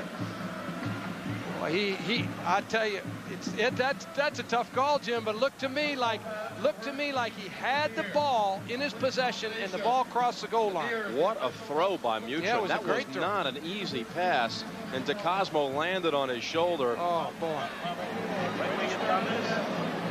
BC just cannot afford to lose this guy. BC will face 3rd and 10. Timeout on the field. We'll be right back. DeCosmo escorted to the BC locker room, injured on this attempted catch that still looks like it may have been a touchdown to me. Well, the whole question is possession. Does he have possession when he crosses the plane of the goal line? The ball is moving around. The official's right there on the spot. I think it's a good call. I think it's a great effort by DeCosmo. 3rd and 10 from the Miami 33. Mutrin tries the quarterback draw again. He's a yard short of the first, maybe 2. Now Dan Henning will face 4th and 2, down 24-8. Doug Brzezinski, the left guard for Boston College, he pulls around and leads Scott Mutrin on the quarterback draw, makes an excellent block there. That's what allows the quarterback draw to work, that kind of interior blocking design. He's not going to go for the first down. He's going to kick the field goal. Chris Hackett with his first career attempt. John Manich out with a kidney bruise. Hackett from 42 yards. And a beauty. Boston College takes the football to start the second half and tacks on 3, 24-11, Miami. And a salute to Chris Hackett, who connects from 42 yards on his first college field goal try. Marcus Wimberly, one of the deep returners, along with Tremaine Mack. He's had one run back today for 40 yards. They stay away from him, kick it short, assuring the Hurricanes of good starting position. Dennis Scott takes it to the 40, and we have more updates from the sideline with Michelle. All right, medical updates. First on Anthony DeCosmo, Jim. They have taken him into the locker room because he landed on his sternum. It knocked the wind out of him and then he started to complain of left shoulder pain. The good news is on Dan Oroskovich, the left tackle who was taken to the hospital. Preliminary x-rays are negative, guys, and they'll keep him there for extra review. That is great news. Boy, that's great news. Thank you, Michelle. And here goes Daryl McMillan. Daryl Porter cuts off the angle and takes him out at the 30-yard line after a race of 29 yards. When you give a tailback that has vision the ball deep in the backfield, it allows him to hit the creases in the defense. The big push is by the offensive line. He finds the crease, breaks a tackle. The only guy on the field that can stop him is Daryl Porter, and he does. Game-saving tackle or touchdown-saving tackle on that play. Markel Blunt, though, should have had him near the line of scrimmage. Went too high on the little back, who gets the football again and maybe gets a yard. Daryl Porter in on the play again. Daryl Porter, the leading tackler for Boston College, coming up from his free safety commercial. And Virginia Tech now leading by 17. That surprises me, Jim. I really thought that Virginia Tech would have a kind of a natural letdown playing West Virginia. West Virginia's a good team this year, and I really thought they'd beat them. Frank Beamer's name has been linked to several jobs around the country, including Minnesota. As well it should be. He has done a marvelous job at Virginia Tech. Second down, Covington. Gator doing a little one-on-one business over there. Markel Blunt was defending. Again, in the Big East, Virginia Tech, Miami, and Syracuse.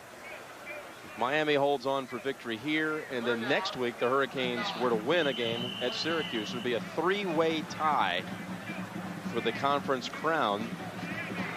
And the way they break a three-way tie for the Alliance berth, which will likely be a berth right here in the Orange Bowl in Miami, which can be played, by the way, up at Pro Player Park, would be the team with the best ranking, the two polls combined.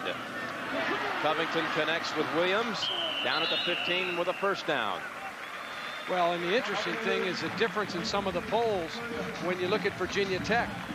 They're ranked much higher in the coaches poll than they are in the AP poll. There's a real disparity there, and I think the reason for that is coaches have an appreciation for a program that's won 18 out of 19 games. I don't care who you're playing. You win 18 out of 19, you're pretty good. And the writers on the West Coast, most of them don't even know where Virginia Tech is. They haven't heard anything about them. So I think that's where the disparity comes from.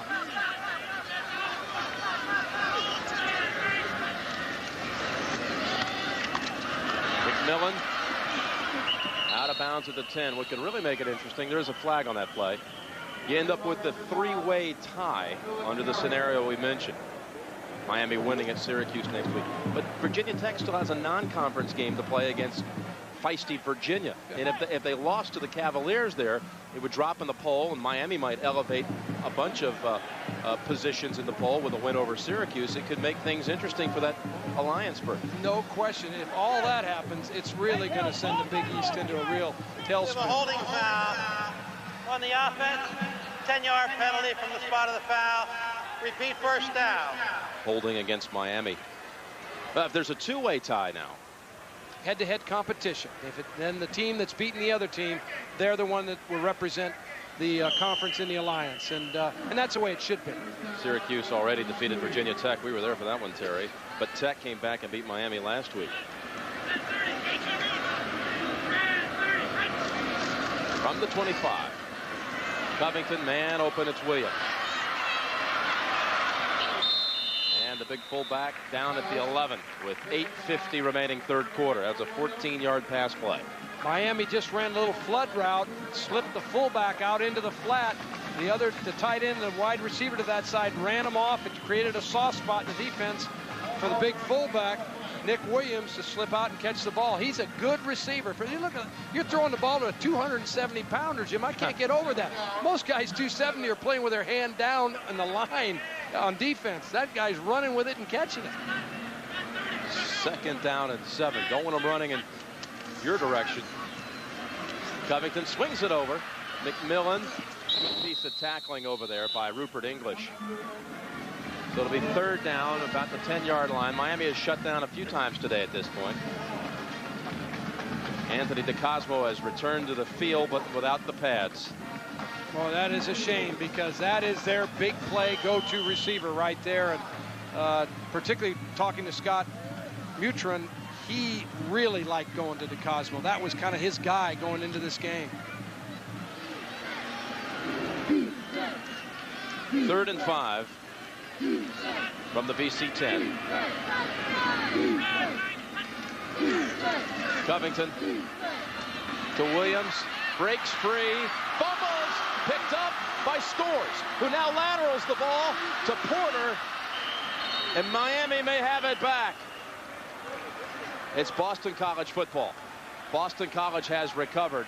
I tell you, had Porter hung on to that lateral, it may have been 6. He would have gone all the way with it, it looked like. Pedro Sereno knocked the football loose, and that's the game's first turnover. Well, Scott Covington just lays the ball off underneath to the big fullback, Nick Williams, who we talked about how powerful he is. The ball just has a helmet on it. That's what knocks it loose.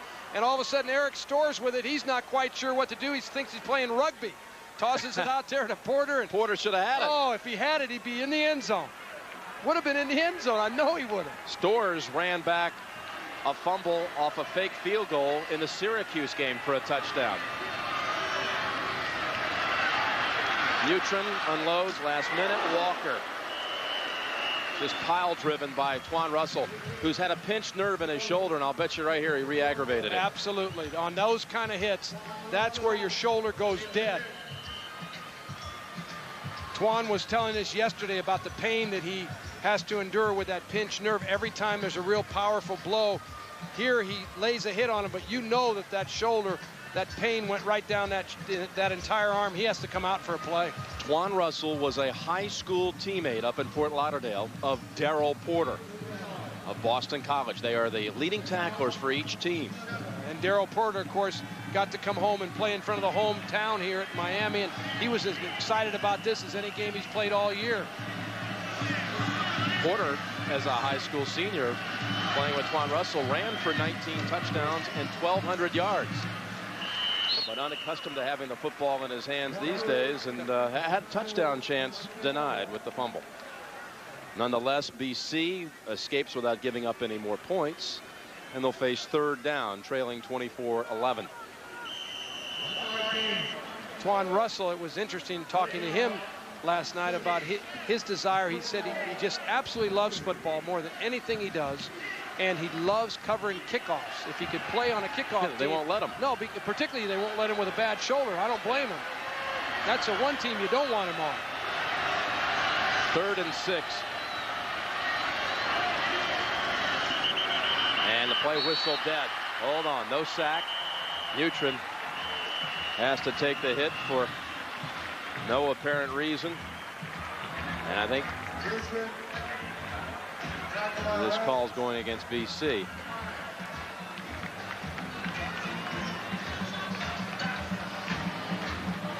A flag down at the line of scrimmage, and the offensive unit's already heading to the sideline. Twan Russell, you said, loves to play football. NFL scouts take notice. He told us, I would play for free in the NFL. Well, he won't have to do that. He'll change that attitude once he gets out of college, trust me. But the one thing he will find himself doing, he'll find himself playing on special teams. False start on the offense. There will be no play. We'll repeat 3rd down. Please add 8 seconds to the field clock. So the offensive unit, including Scott Mutron, have to come back onto the field. Now, Twan Russell fit in real nice and snug under the salary cap with that kind of attitude. Well, you're not kidding. They'd all be fighting to get that guy. So Russell's come back onto the field. You see a little movement here by the wide receiver Walker. Kenyatta Watson may have been the one. Watson seeing his first action now in 3 games. And they need him back in there with the Cosmo out. They need Watson to play and come back for this team. So they'd already given up on this series, BC, but they'll get another chance. 3rd and 11.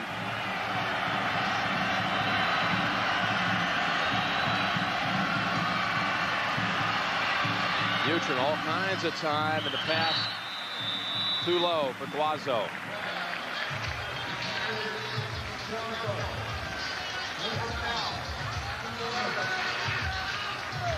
Jason Malicki will punt the football downwind. That was an important defensive series, Jim, for Miami. Boston College came out first series of the second half, scored a field goal. Right there, it was important for Miami to go in and get a stop and get that ball in good field position for their own offense. They don't want to lose the momentum in the second half that they generated in the first. Oh, Malicki fumbled the snap. It was a perfect snap. Lucky to get it away. And Starks with running room. Starks inside the 40. And brought down by Michael Bullock at the 34.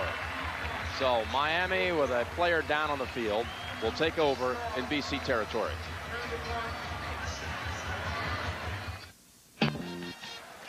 Earl Little had the wind knocked out of him. He's helped to the sideline. So Craig says Werfel and then Troy Davis and Orlando Pace. You know, my sentiments exactly. I agree with Craig 100%.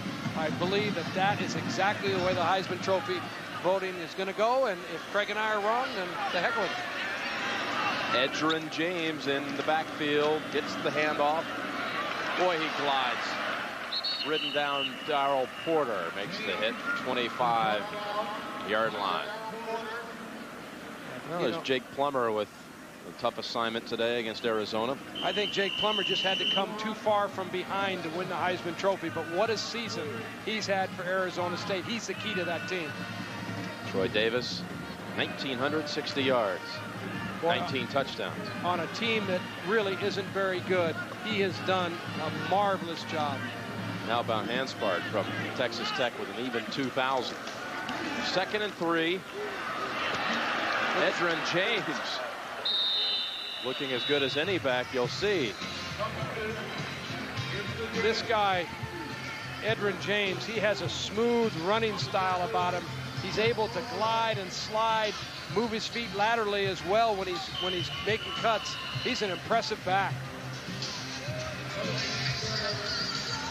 Over 100 yards for the second time in his true freshman season. He was the first true freshman for a 100-yard game since Leonard Connolly in 1987. And looking at breaking free again. Edgerrin James, touchdown.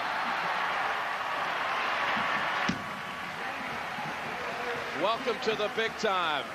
Edgerrin James putting on a show at the Orange Bowl. Now, this is what the Miami coaches expected from Edgerrin James. They expect him to be a game breaker, a dominating player. One of the things when you play against a real back, you got to wrap him up and take him to the ground. You can't arm tackle him. You've got to put him down. Right here, it's an individual effort with strength and just outstanding cutting ability. 18 yards. And with a little celebration on the sideline, not realizing that they're going to go for 2. Up 30-11.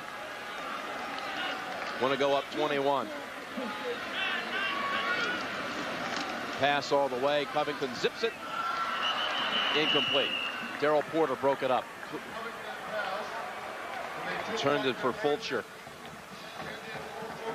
There's a certain poise to Edgerrin James, the way he runs the football. It's very graceful. No question, he can slide sideways. That's the thing he has, the ability to slide sideways. He breaks 5 tackles on this run.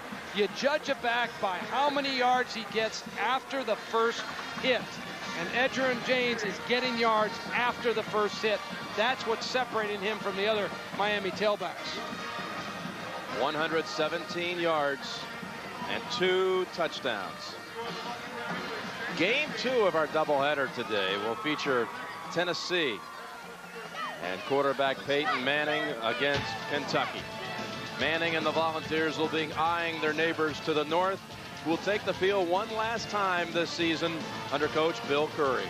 Manning could always strike from anywhere on the field, but Curry's team has rebounded after a 1-6 start with 3 straight wins entering this one. Kentucky and Tennessee. 3:30 Eastern time right here on CBS. 4:30 to go, third quarter. Miami leading 30-11.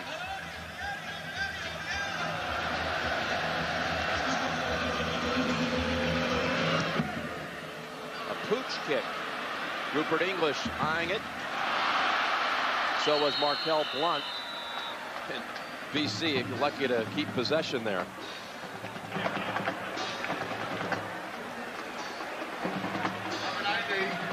Blunt with the eventual catch. Pretty good strategy by Miami, too, because one thing that Boston College has hurt them on today is the kickoff return. So that breaks up the timing of that return. It breaks up those wedges that are being put onto your defense. It's a good strategy by Butch Davis and his coaches. Carlton Rowe has come in as a receiver at the bottom of your screen.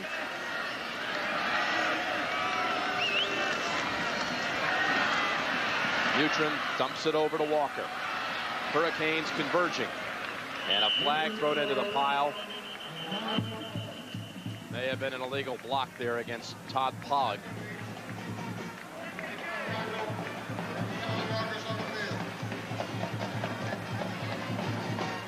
It is against BC. One of those major penalties.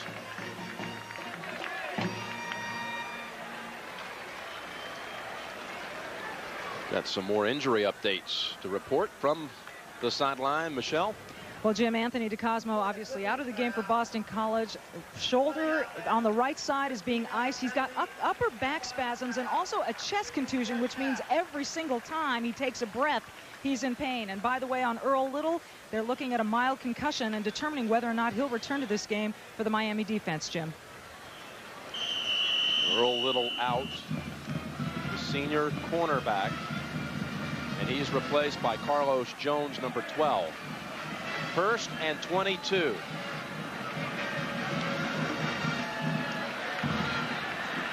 Mutrin steps forward in the pocket. Oh, the man was open. That was Carlton Rowe. Ball.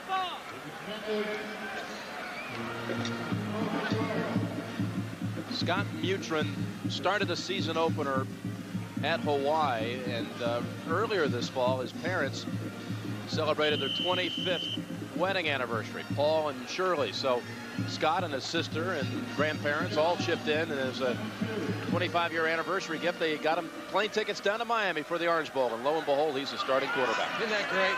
You love stories like that. Scott said he didn't pay a whole lot for that ticket, he told us. He said he let the other family members. He's a college student. Second and 22. Put in what he could. Absolutely.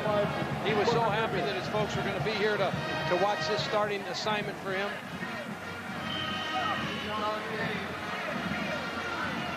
How do you like Mutrin's performance so far, Terry? Well, I think he's limited in terms of who to throw the ball to. You know, as soon as he loses to Cosmo, he's lost again. His best receiver, Kenyatta Watson, is back trying to play a little bit. The timing between the two can't be good. Watson's been hurt all season long. But I think he's a courageous player, and he hits some passes.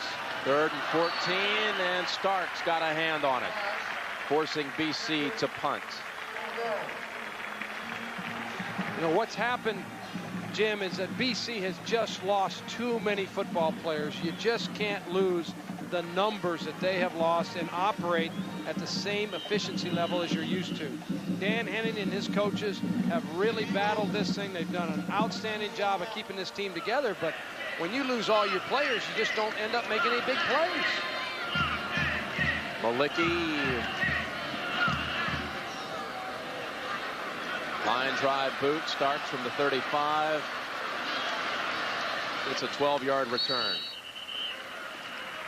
After a 41-yard kick. Terry would like to welcome you home to America's Night of Television. On CBS tonight, don't miss all new episodes of Dr. Quinn, Medicine Woman, Early Edition, and Walker, Texas Ranger. Looking forward to that. I'm going to get home because of the change in time. I'll be able to get home and catch one or two of those shows if everything goes right.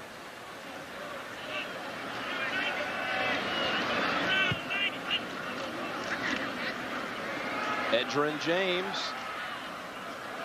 to midfield.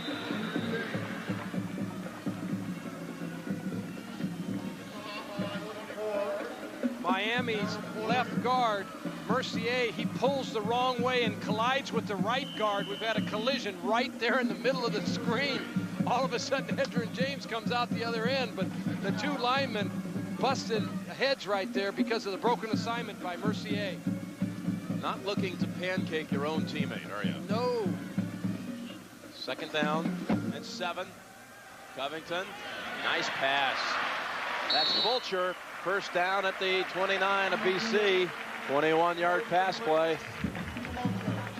Mondrell Fulcher gives Miami a real receiving threat at the tight end position.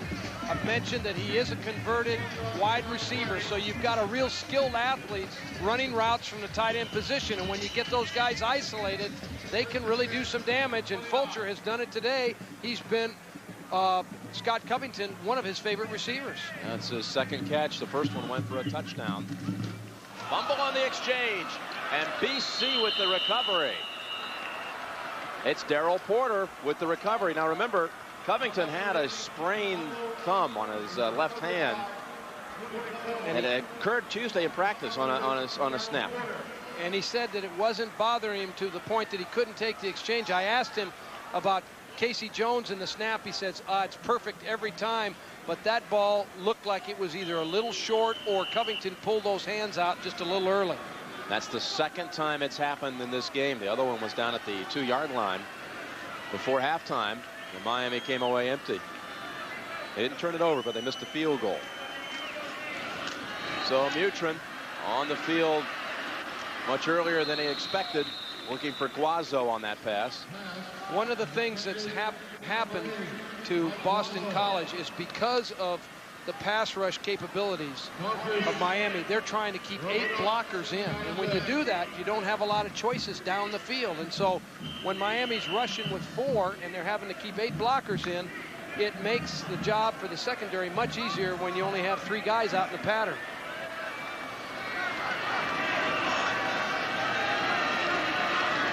Second and 10. Counter with Omari Walker. He got about 5 yards. Roderick Mack plugging the middle for Miami. 1:30 to go, third quarter. 30-11 Hurricanes. Syracuse piling up another big win today. Over 30 points for the 8th straight game, while Virginia Tech and West Virginia just start the fourth quarter. 24-7 Hokies. Boy, ever since we saw Syracuse against Virginia Tech, Syracuse has been on fire. They are a good football team again. 3rd and 5. Butrin can't ask for more time, and almost intercepted. Roderick Mack, we talked about him earlier, with 2 picks this year. Should have had a 3rd. Almost had a 3rd. In that case, Scott Mutrin has plenty of time to get this ball off, but he throws it into coverage. There's a whole host of Miami defenders downfield, and he puts the ball up for grabs basically, and should have been an interception by Roderick Mack. Malicki. You can feel the Miami pressure. They've already blocked him once today.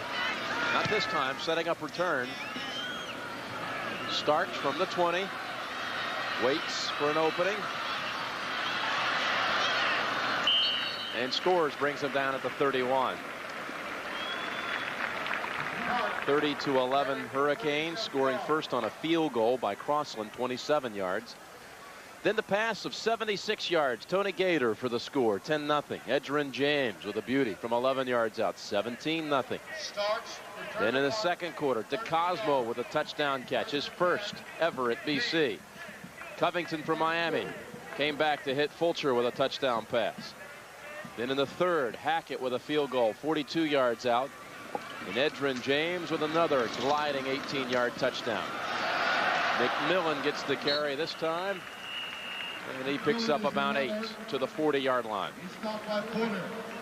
Miami came out at the very beginning of the game, made it perfectly clear that they were going to try to dominate the line of scrimmage with their veteran offensive line and try to wear the BC defense down. They've been able to do it, particularly in the first half, and it's really going to come about here in the fourth quarter of the game. BC is going to wear down against that big, powerful group. Out of the eye, Covington goes back to the tailback, McMillan. runs right into Porter at the 50. Another first down for Miami. Starting to get about 8 yards a clip. They're starting to rip that defense apart, and you can't blame the Boston College defense. These kids have to play defense. They have to also then go in and play special teams. They got to cover punts, kickoffs. They don't have enough players, so these guys are getting strained. And then when you put into the heat is a factor too for these guys. They're used to cold weather up there. Well, that's the end of the third quarter.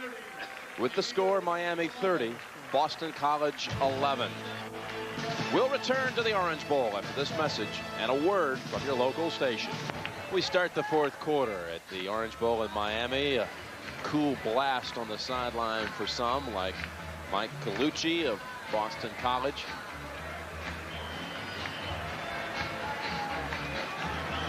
But Miami with a 30-11 lead, opening the final period from the 50. McMillan dragged down by the shoulder pads. McMillan is tackled by Greg Bartlett. It was Greg Bartlett making that last tackle, and Miami with two backs over 100 yards. James with 120, and McMillan also over 100. That's when you know you're dominating the line of scrimmage. Anytime you walk out of a game and you've had two backs over 100 yards, you have totally dominated the front. They brought James back into the backfield. Miami with 251 yards overall rushing. And James hurts his average a little bit, only gaining 2. Tackled by Chris Howard. Edgerrin James might get the starting nod next week in that game against Syracuse. You know, I think he hurt his ankle there a little bit on that play. He's limping. He seemed to get hit in the ankle. There's something wrong with him right now. Game was 3. Michigan takes the lead on Ohio State in the fourth quarter, 10-9 Wolverines. Sometimes when you have that onus on another team, it's tough to get it off you, and you just got to fight like crazy to get it off. Flag down, McMillan spinning away to the 32. But to check the flag at the line of scrimmage.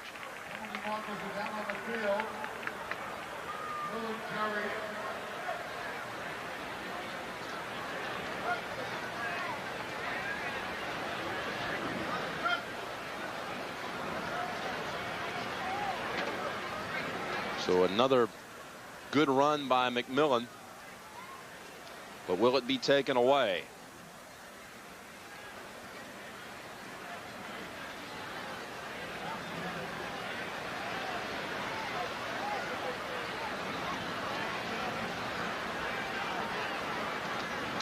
You look at Dan Henning and you ponder what his future will be with Boston College. We have no foul. Dan Henning doesn't like dog call. He said, why are you all talking that long? Sometimes you never hear a fullback's name in a game because he doesn't carry the ball very often, but Carlo Joseph, number 40, he makes the kick-out block that enables Tyrell McMillan to get the ball down the field. That's why you want a fullback in your offense, to get that punishing off-tackle play going for your offense. West Virginia with 11:40 to go has moved within 10 of Vatek. Covington rolling out, and there's Joseph getting to touch the football and taking it to the 23. You mentioned Dan Henning a moment ago, Terry. What do you think? Will this be his last game as the head coach at Boston College? Well, I certainly hope not. I think that most coaches in the industry, our heart goes out to Dan because we know how difficult it is to deal with the situation he's had to deal with. Nothing worries you more than a gambling scandal. And I think Dan took the proper precautionary measures, was proactive, but it's going to be hard for him to survive with a 5-6 or 5-7 record, and with that scandal, it's going to be tough.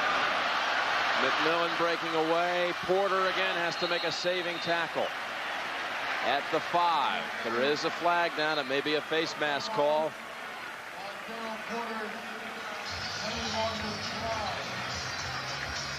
It is indeed. McMillan now with 141 yards for the day. Tyrell McMillan wants to make sure that nobody gives his starting tailback position away to Edgerrin James. He's fighting for every yard he can get. And Darrell Porter comes up and grabs him by the face mask, takes him down. Anytime you get a hold of that face mask and keep a hold of it and pull a player down by it, you're going to get a 15-yard penalty. In this case, half the distance to the goal line. Darrell Porter, who needed 60 tickets today. Isn't that something? 60 tickets for his family to come here and watch him in the Orange Bowl. McMillan, touchdown, Miami.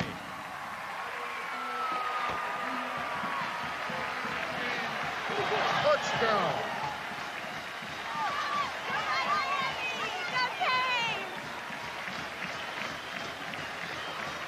We've talked about the great center of Miami, Casey Jones. You can watch him. He blocks back away from the flow of the play.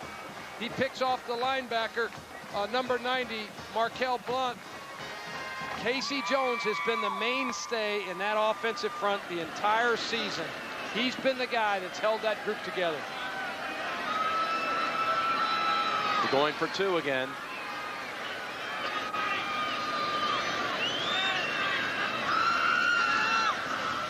Covington sacked by Collinet.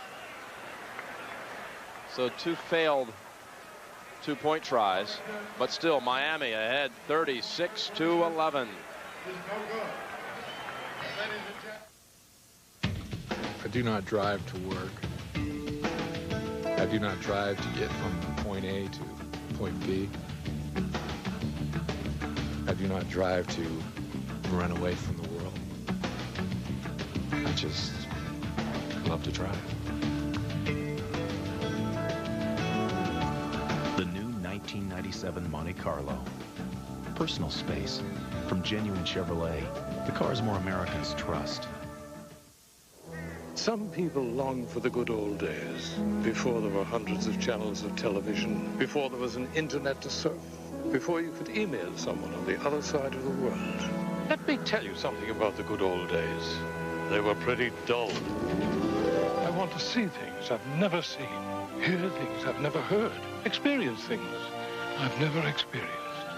Otherwise, what's the point of being here? Philips Magnavox. Let's make things better.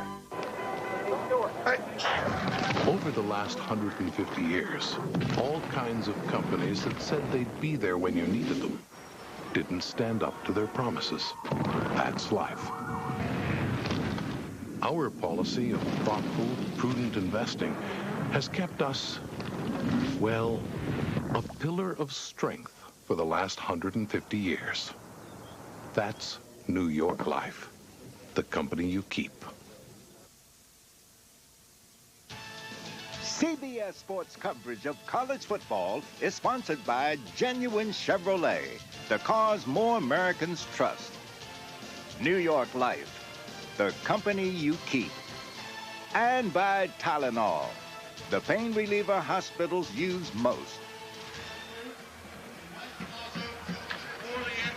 Dan Henning still upset about that flag they picked up on that Miami series. Thought was going to be an infraction against the Hurricanes. But Miami comes into this game with a 6-3 record, yet only 5 wins against Division 1A opponents. You have to wipe away their victory against the Citadel 52-6. That's Division 1 AA. You need 6 wins over Division 1A opponents to qualify for a bowl. So they had to have one more victory. They knew that next week at Syracuse, that's a tough assignment. They're going to clinch a bowl berth here with this victory today. Watson. Good piece of running. Kenyatta Watson. Sparks trying to cut him off. All the way to the Miami 41. With a deep thigh bruise. Not really saddled too much on this play by it. Well, one of the best thing that Boston College has done today has been return kickoffs, unfortunately for them. But Kenyatta Watson just has a nifty job of running through the Miami defense here. Miami has not covered kickoffs well. I can assure you, first thing Monday morning, Butch Davis is going to get those coaches and that team in there, and they're going to solve that problem before they have to go up and play in Syracuse. 54-yard return, only 4:20 remaining in the Michigan-Ohio State game with the Buckeyes down by a point. Mutrin, 7-step drop, connects to Crittenden near the first down. Jim, you know, as an ex-coach, my heart goes out to Boston College, to their staff and their players, but boy, do I respect the way they keep playing. Here it is. It's 36-11. They kick the ball off. They just take it, run it 40, 50 yards.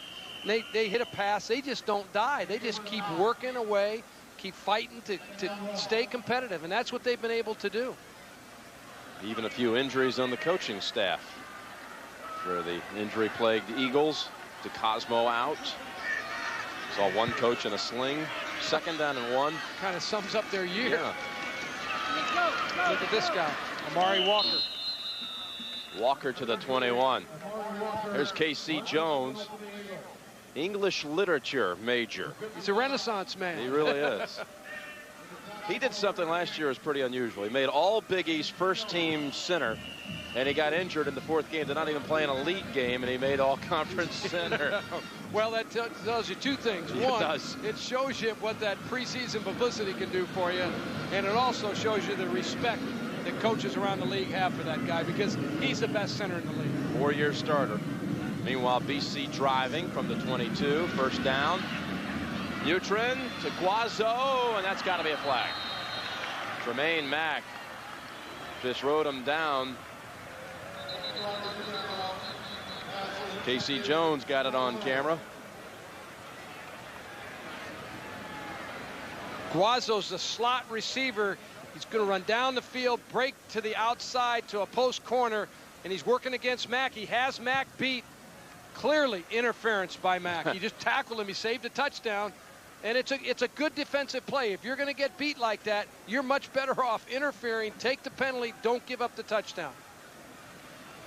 Scott Mutrin knew he was about to get walloped. Kennard Lang pile driving the quarterback to the turf. That'll bring BC to the Miami 7. You know, I was talking about the competitiveness of Boston College. Watch Amari Walker, the running back, take on the Miami rush and drill it. Knocked him right down to the ground. James Burgess, the starting middle linebacker, just got drilled by Amari Walker. That's the kind of competitor Amari Walker is. Here he is, Walker. Straight ahead for 2.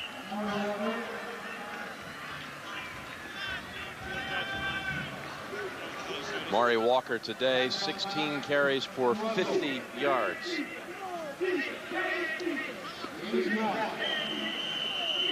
I asked him, would he think about leaving school a year early? What with being married and 2 children? He says, no, I love college football.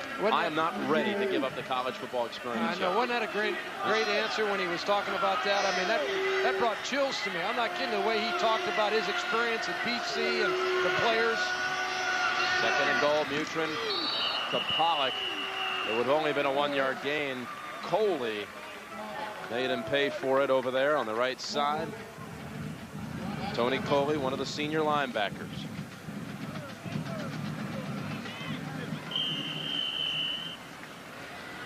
Coley already having received his undergraduate degree. He found a mistake in one of the textbooks for one of his classes. He's smarter than most of the guys on the field. This guy's about a 3.9 student one semester at Miami. 3rd and goal. Mutrin wanting to run for it. Oh, yes, give it to him. On the shoulders of Mack, he goes in for the touchdown. Mark Norrie with a good block. And BC into the end zone, 36-17. Mom and Dad love it. They come down from Cleveland. They should like it. Boston College has run the quarterback draw several times this afternoon. And once again, it's a successful play. You follow that big right guard around there. You find a way into the end zone. Scott Mutrin, that's an effort by that guy. You've got to be impressed with their competitiveness.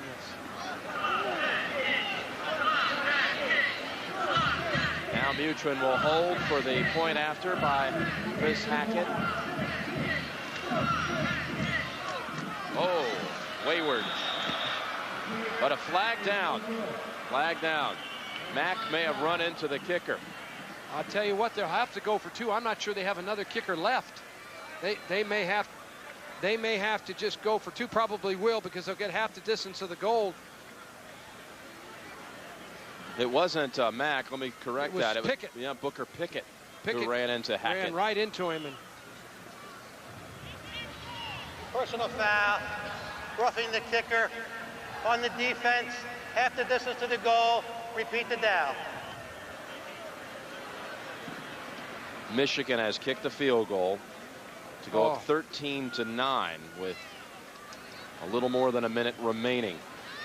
I can't tell you what this is doing to me here, Jim. I'm agonizing for John Cooper. You talked to him this week. I talked to him this week, and I told him I thought he had such a better chance to beat Michigan this year because the pressure of the Rose Bowl was off with his win over Indiana last week. Now you can go into the Michigan game kind of loose and just play. And son of a gun, the doggone Wolverines, you got to give them credit too. They're not going to give up that onus they have on them. Ohio State's beaten them only once in the last 8 years. They're going to just try the point after. Hackett this time drills it through.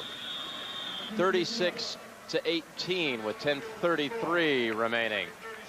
Quarterback Scott Mutrin into the end zone.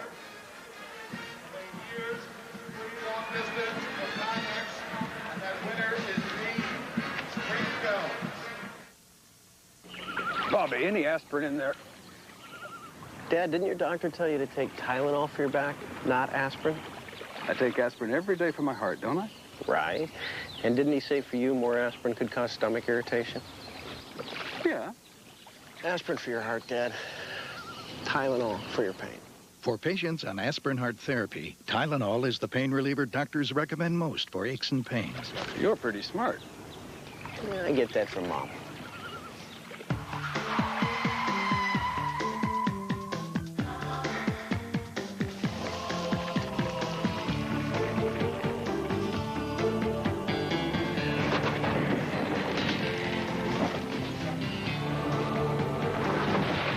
Chevy Blazer with the exclusive driver control system. A little security in an insecure world.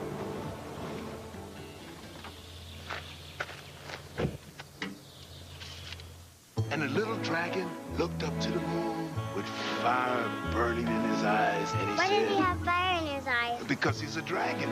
How come he's a dragon and not a dinosaur? Well, because... How come he has fire? When you use your Visa card this holiday season, we'll make a donation to Reading is Fundamental. Together, we'll bring kids a million stories. Have I answered everybody's question? Why don't we get snacks? Visa is everywhere you want to be.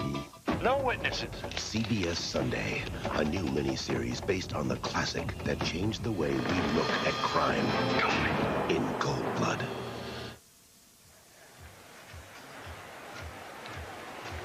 Well, 36-18, Miami. What's up, Cleveland? What's up, Cleveland, says Scott Mutrin from Middleburg Heights in the Cleveland area. Kids love playing football and being on television, don't they? They know where the cameras are.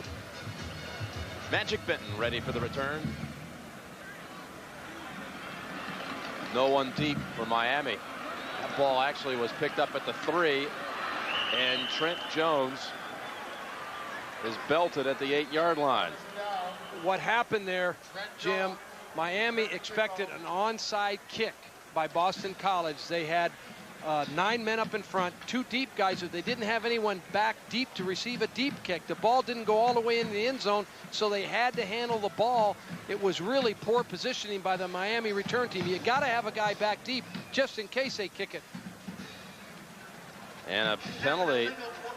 An illegal block will make it half the distance back to the 4-yard line. They've got 9 guys up here. There's no problem with that because they're expecting the onside kick, but they have 2 deep guys who are on an equal plane right there. They need a deep man back here so he can field the ball.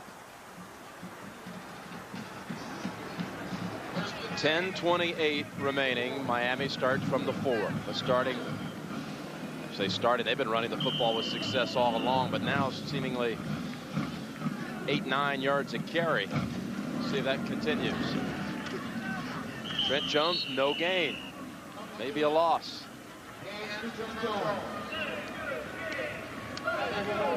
Tackle on that play by Bobby Edmonds. Miami has to be careful in this area of the field. Now they have a substantial lead, but BC is a team that has great heart and fight to them. They're not going to quit in this game. They're going to keep coming back after them. Miami better protect that ball in this area of the field, not make a mistake with it, not let BC get back into this game emotionally. Saw the helmet of K.C. Jones with that battered face guard. And Covington calls timeout. 36-18 Hurricanes.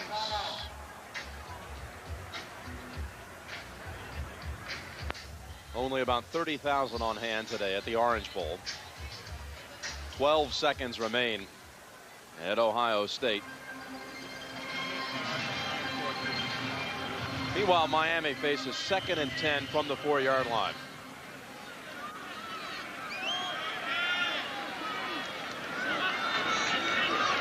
BC showing blitz. Covington, there's his target. Fulcher gets him out of the jam for a first down near the 20.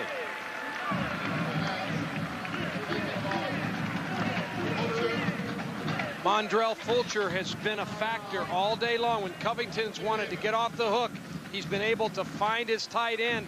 It's a 2-receiver route with the tight end and the fullback attacking the flat of Boston College. Covington puts the ball outside where only one man can get it. Fulcher, he could have run for a touchdown and he not stepped out of bounds. 17 yards on that one. First down, Jones. Markel Blunt stops him at the 27.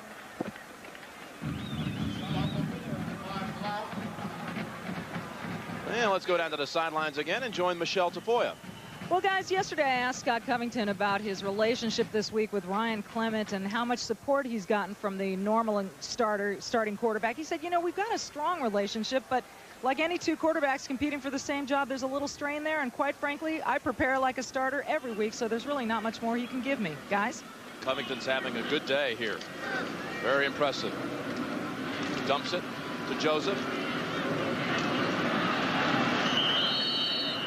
The interesting decision, Jim, will come next week when Miami goes up to Syracuse to play in the championship game that it certainly has championship implications. And now you've got Covington coming off this performance, and you've got Ryan Clement. That's what gets hard for a coach because you get mixed emotions, mixed feelings on how you feel. Clement's sprained ankle expected to be healthy, and he should be ready to go for that game next week. 3rd and 6. Covington, sideline route. Gator, first down. Did not step out until he got to the 48.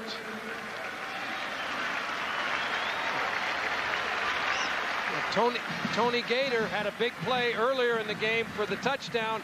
Here he's isolated one-on-one. Anytime you get that kind of situation with a guy that has the speed of Tony Gator, the offense has an advantage. He does some nifty footwork on the sideline to keep the ball in bounds and get those extra yards after the reception. Gator over 100 yards now receiving today, including the touchdown that covered 76 yards.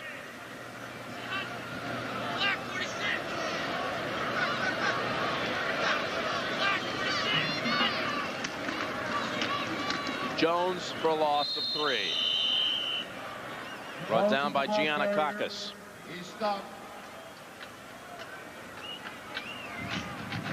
Look at Miami in total yardage today, 540 yards.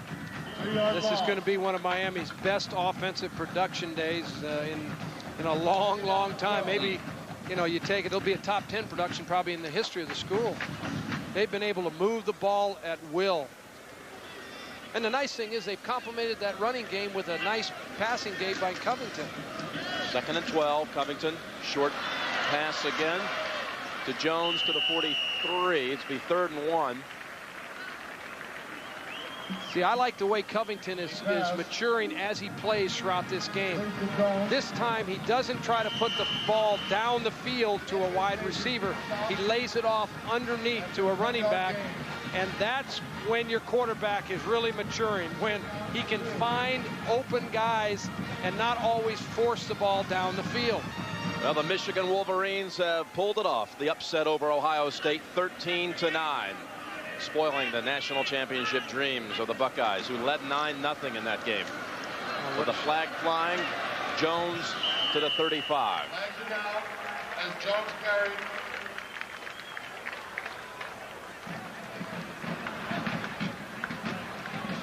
Trent Jones starts last week, gained some 85 yards rushing against Virginia Tech. And now he's finding himself with McMillan and James both running with big yardage today.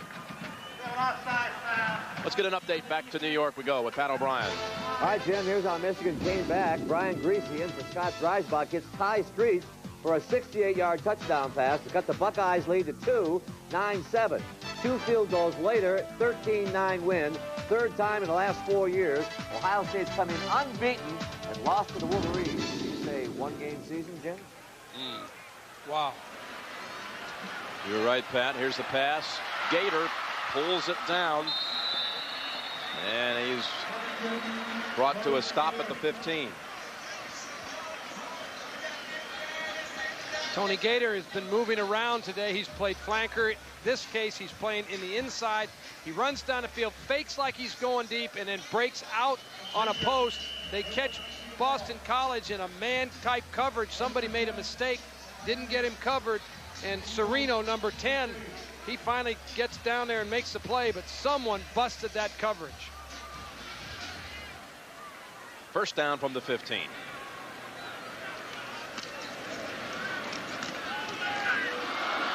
In and out of the hands of big Nick Williams. Jolted by Bobby Edmonds. Virginia Tech answers the West Virginia touchdown with one of their own. Back in front by 17 with 6 minutes remaining. Boy, Frank Beamer and his staff and players, I just got to take my hat off to them. That's a lot of wins. I mean, consecutive wins, and with, you know, they just keep rolling along. They're good. They're good in every phase of the game. Every phase. Offense, defense, kicking. They are outstanding. Jones off right tackle. Advances to the 9. We got more football action coming your way next. The SEC, Kentucky, and Tennessee. The Wildcats with 3 straight victories coming into this one. And last year they gave Tennessee fits. It was a game that came right down to the very end before the Volunteers won. They'll be hosting the Wildcats of Bill Curry, his final game as the head coach at Kentucky, coming up next. Boy, that'll be an emotional experience for Bill and everyone involved with that Kentucky program. 3rd and 4. Covington end zone bound. Nice catch. Touchdown, Chris Jones.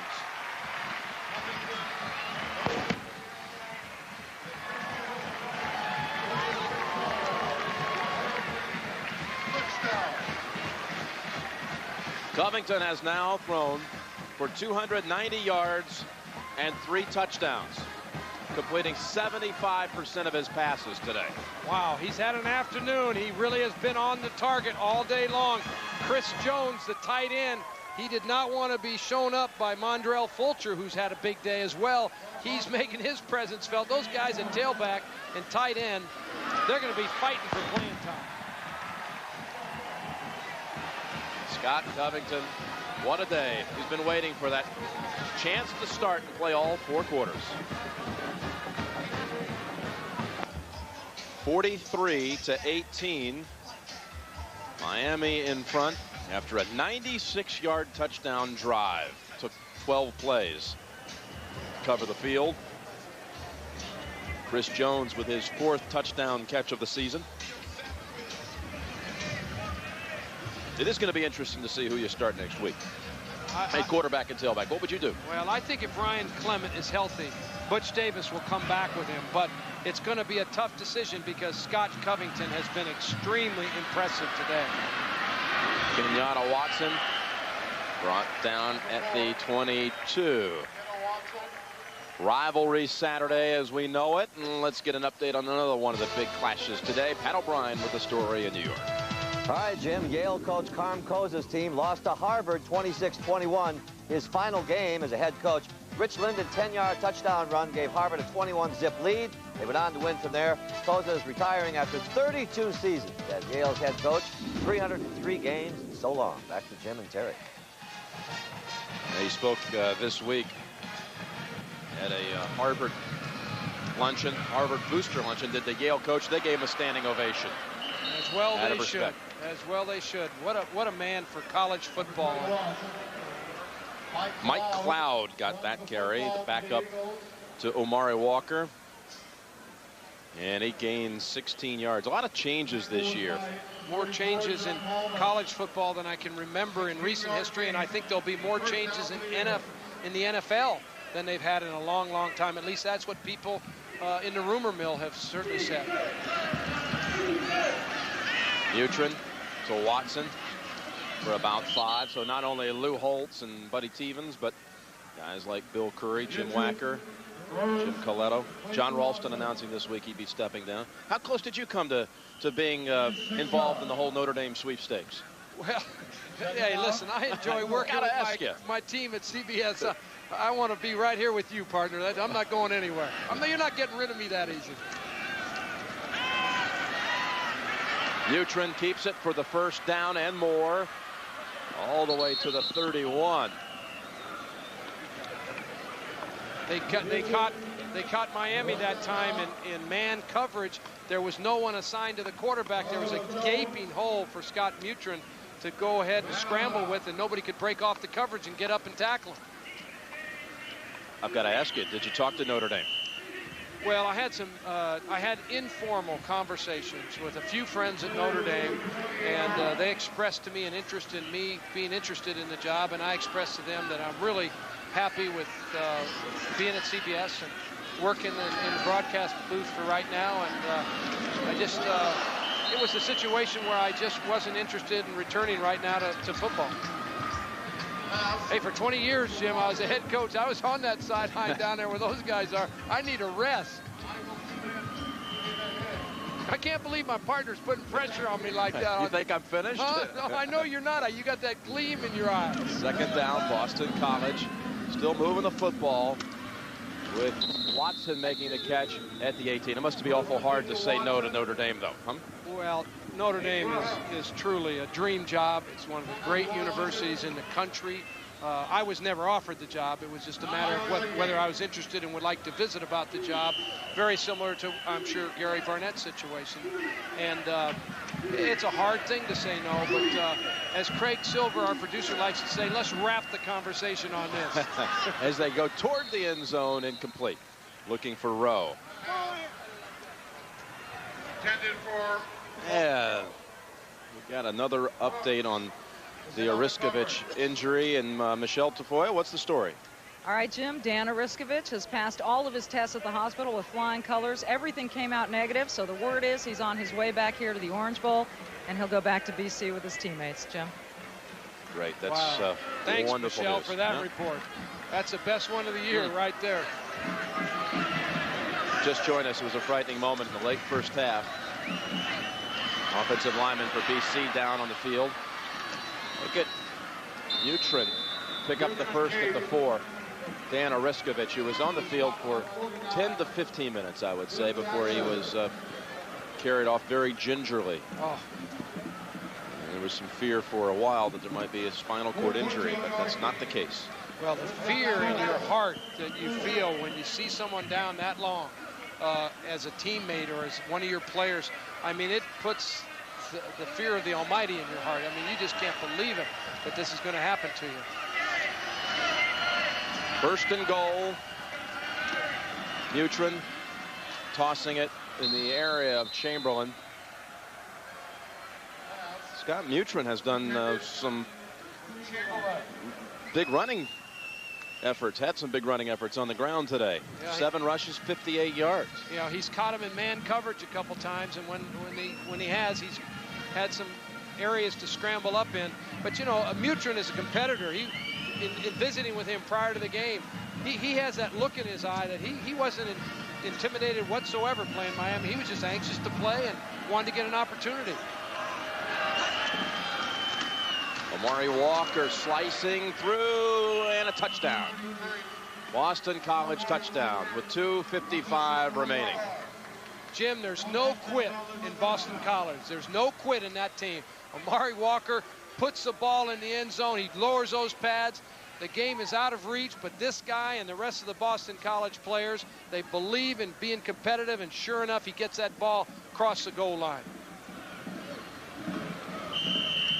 They'll go for 2 this time, trailing by 19.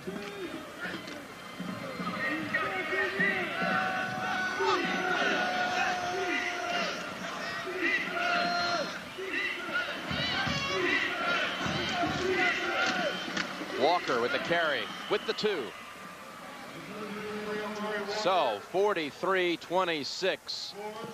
Miami's lead is 17. Final 3 minutes coming.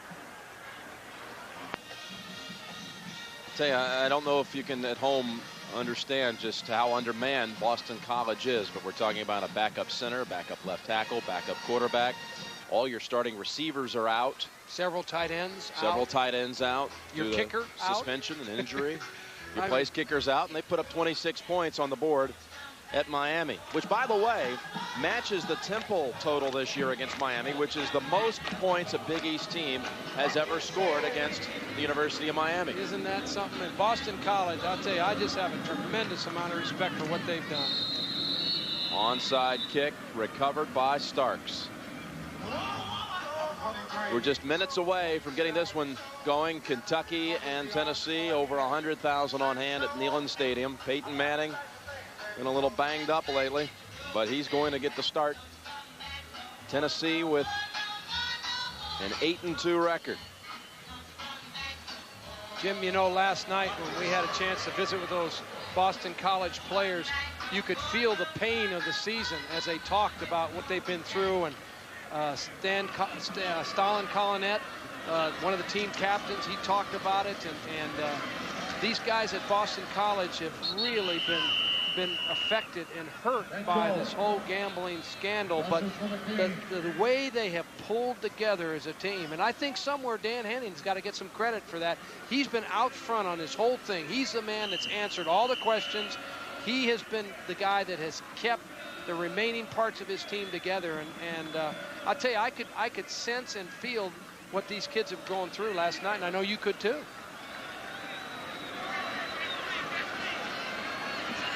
Season of despair, but the last 3 games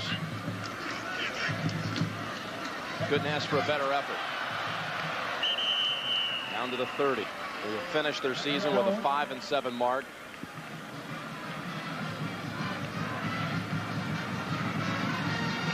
Two tailbacks, Cloud and Walker, sharing the bench.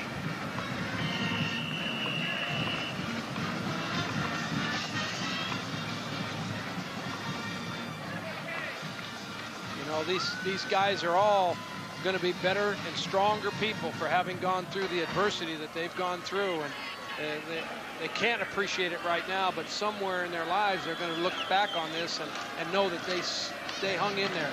They fought to the bitter end for their coaches and for their school, and you got to be proud of them. I think they're terrific. Timeout on the field called by BC. Miami has now eclipsed 600 yards total offense, 615 to be exact. We'll be right back.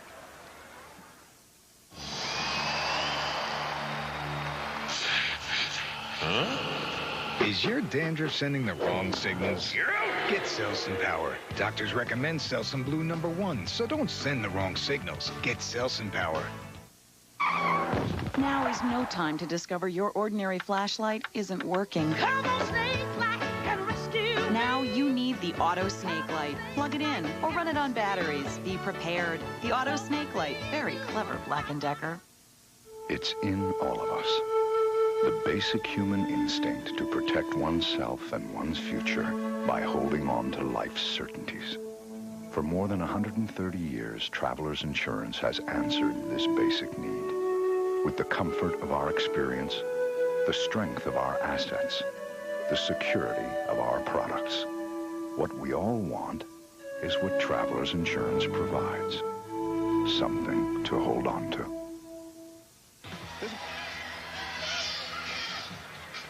one little nugget as we see a final in from Virginia Tech. Virginia Tech victorious today and will claim a share of the Big East championship. Congratulations to Frank Beamer and his group. Still unclear as to who gets the alliance bid. All that will be worked out next week when we have Miami at Syracuse on Saturday.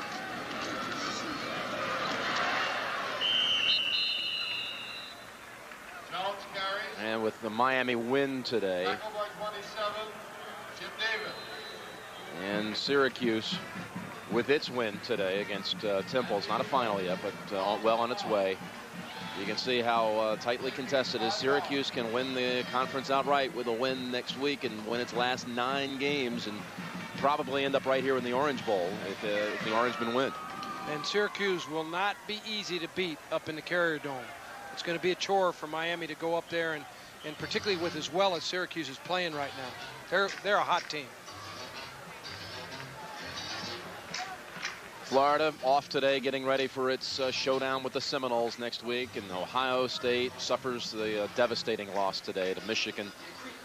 Florida State's playing down here in the Miami land area against Maryland today. Arizona State. Nebraska and Colorado just a few days away. Penn State up on Michigan State. You're starting to see now that Penn State works its way into the alliance equation. The alliance being the Sugar, Fiesta, and Orange Bowl. 6 teams. For those 3 bowls, there's Jones backing up to the 30. Miami on its way to winning its 79th straight game when it scored more than 30 points. The last team to beat Miami when Miami went over 30 is Terry Donahue and UCLA in the January 1st, 1985 Fiesta Bowl. You beat them 39-37. One of the great ones I've ever been in. I thought after that Notre Dame grilling, I'd throw you a little nugget. Thank you, buddy. A little bone. I appreciate that, partner. Timeout on the field. We'll be right back. Up next, I want to extend our thanks to our coordinating producer of college football on CBS, Craig Silver. Today's game directed by Robert A. Fishman. Our associate director, Steve Shear. And how about Deb Gelman down in the truck also, our broadcast associate. Terrific job all season long. Boston College hoping to get the ball back here with a minute and change remaining. And they will with that stick. BC will have a few more snaps. Our technical manager, Bobby Brown. Jeff Ringel, our technical director. Eric Mann, our coordinating producer of the College Football Today. Kathy Barretto directed the studio. Studio produced by Vinny DeVito. Executive producer of CBS Sports, Rick Gentile.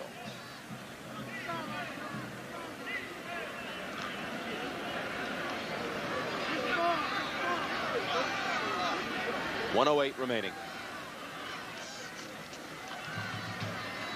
Neutron. Oh, Carlton Rowe may have been able to break that one all the way.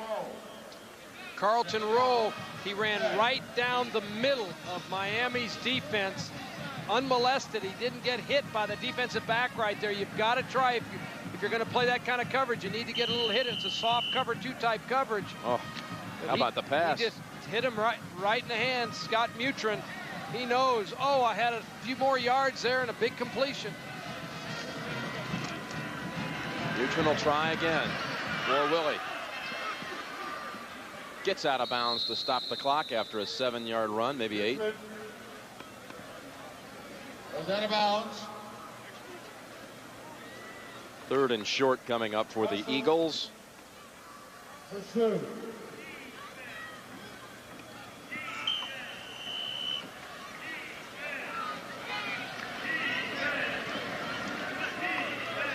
Kentucky and Tennessee. Next on CBS, 3rd down and 2. Mike Cloud gets the first down. Talked to a few bowl officials this week, and the way it appears to be shaking out right now, and I'm going to put Syracuse just for the moment in as the Big East team. It looks like it would be if Florida beats Florida State, Florida, Nebraska in the Sugar, Notre Dame, Florida State, in the Fiesta, and Penn State Syracuse in the orange. Hey, listen. Now, let's put the option in there if Florida State wins. It changes the equation. Florida State, Nebraska in New Orleans. Then Notre Dame, Penn State at the Fiesta. And Florida Gators here against Syracuse in the orange. Hey, you're assuming that Colorado isn't going to get after the Cornhuskers, and Rick Neuheisel and that group, they got something to say about that. They got a lot of former Bruins on that team coaching now, and those guys are going to have something to say about that. And there's other situations, too. There's the SEC title game that you have to make your way through after playing Florida State if you're Florida. Then you got the Big 12 championship game, so all kinds of things could happen. But that's right now the way it appears to be shaken out. Pollock with the catch for the 44. Sense in the football community is if Boston or if Notre Dame even loses to Southern Cal next week, they still likely be chosen by the Fiesta Bowl people. 8-3, it's hard to turn Notre Dame down. Deanna Watson, nice piece of running here, and that'll close out the season for Boston College. The final here, Miami 43, Boston College 26. We're going to get one more play as they move the chain, stop the clock. Mutrin bound and determined to find the end zone one last time. Look out from behind. Miami recovers. The game is over. Boston College's only turnover of the day was the last play.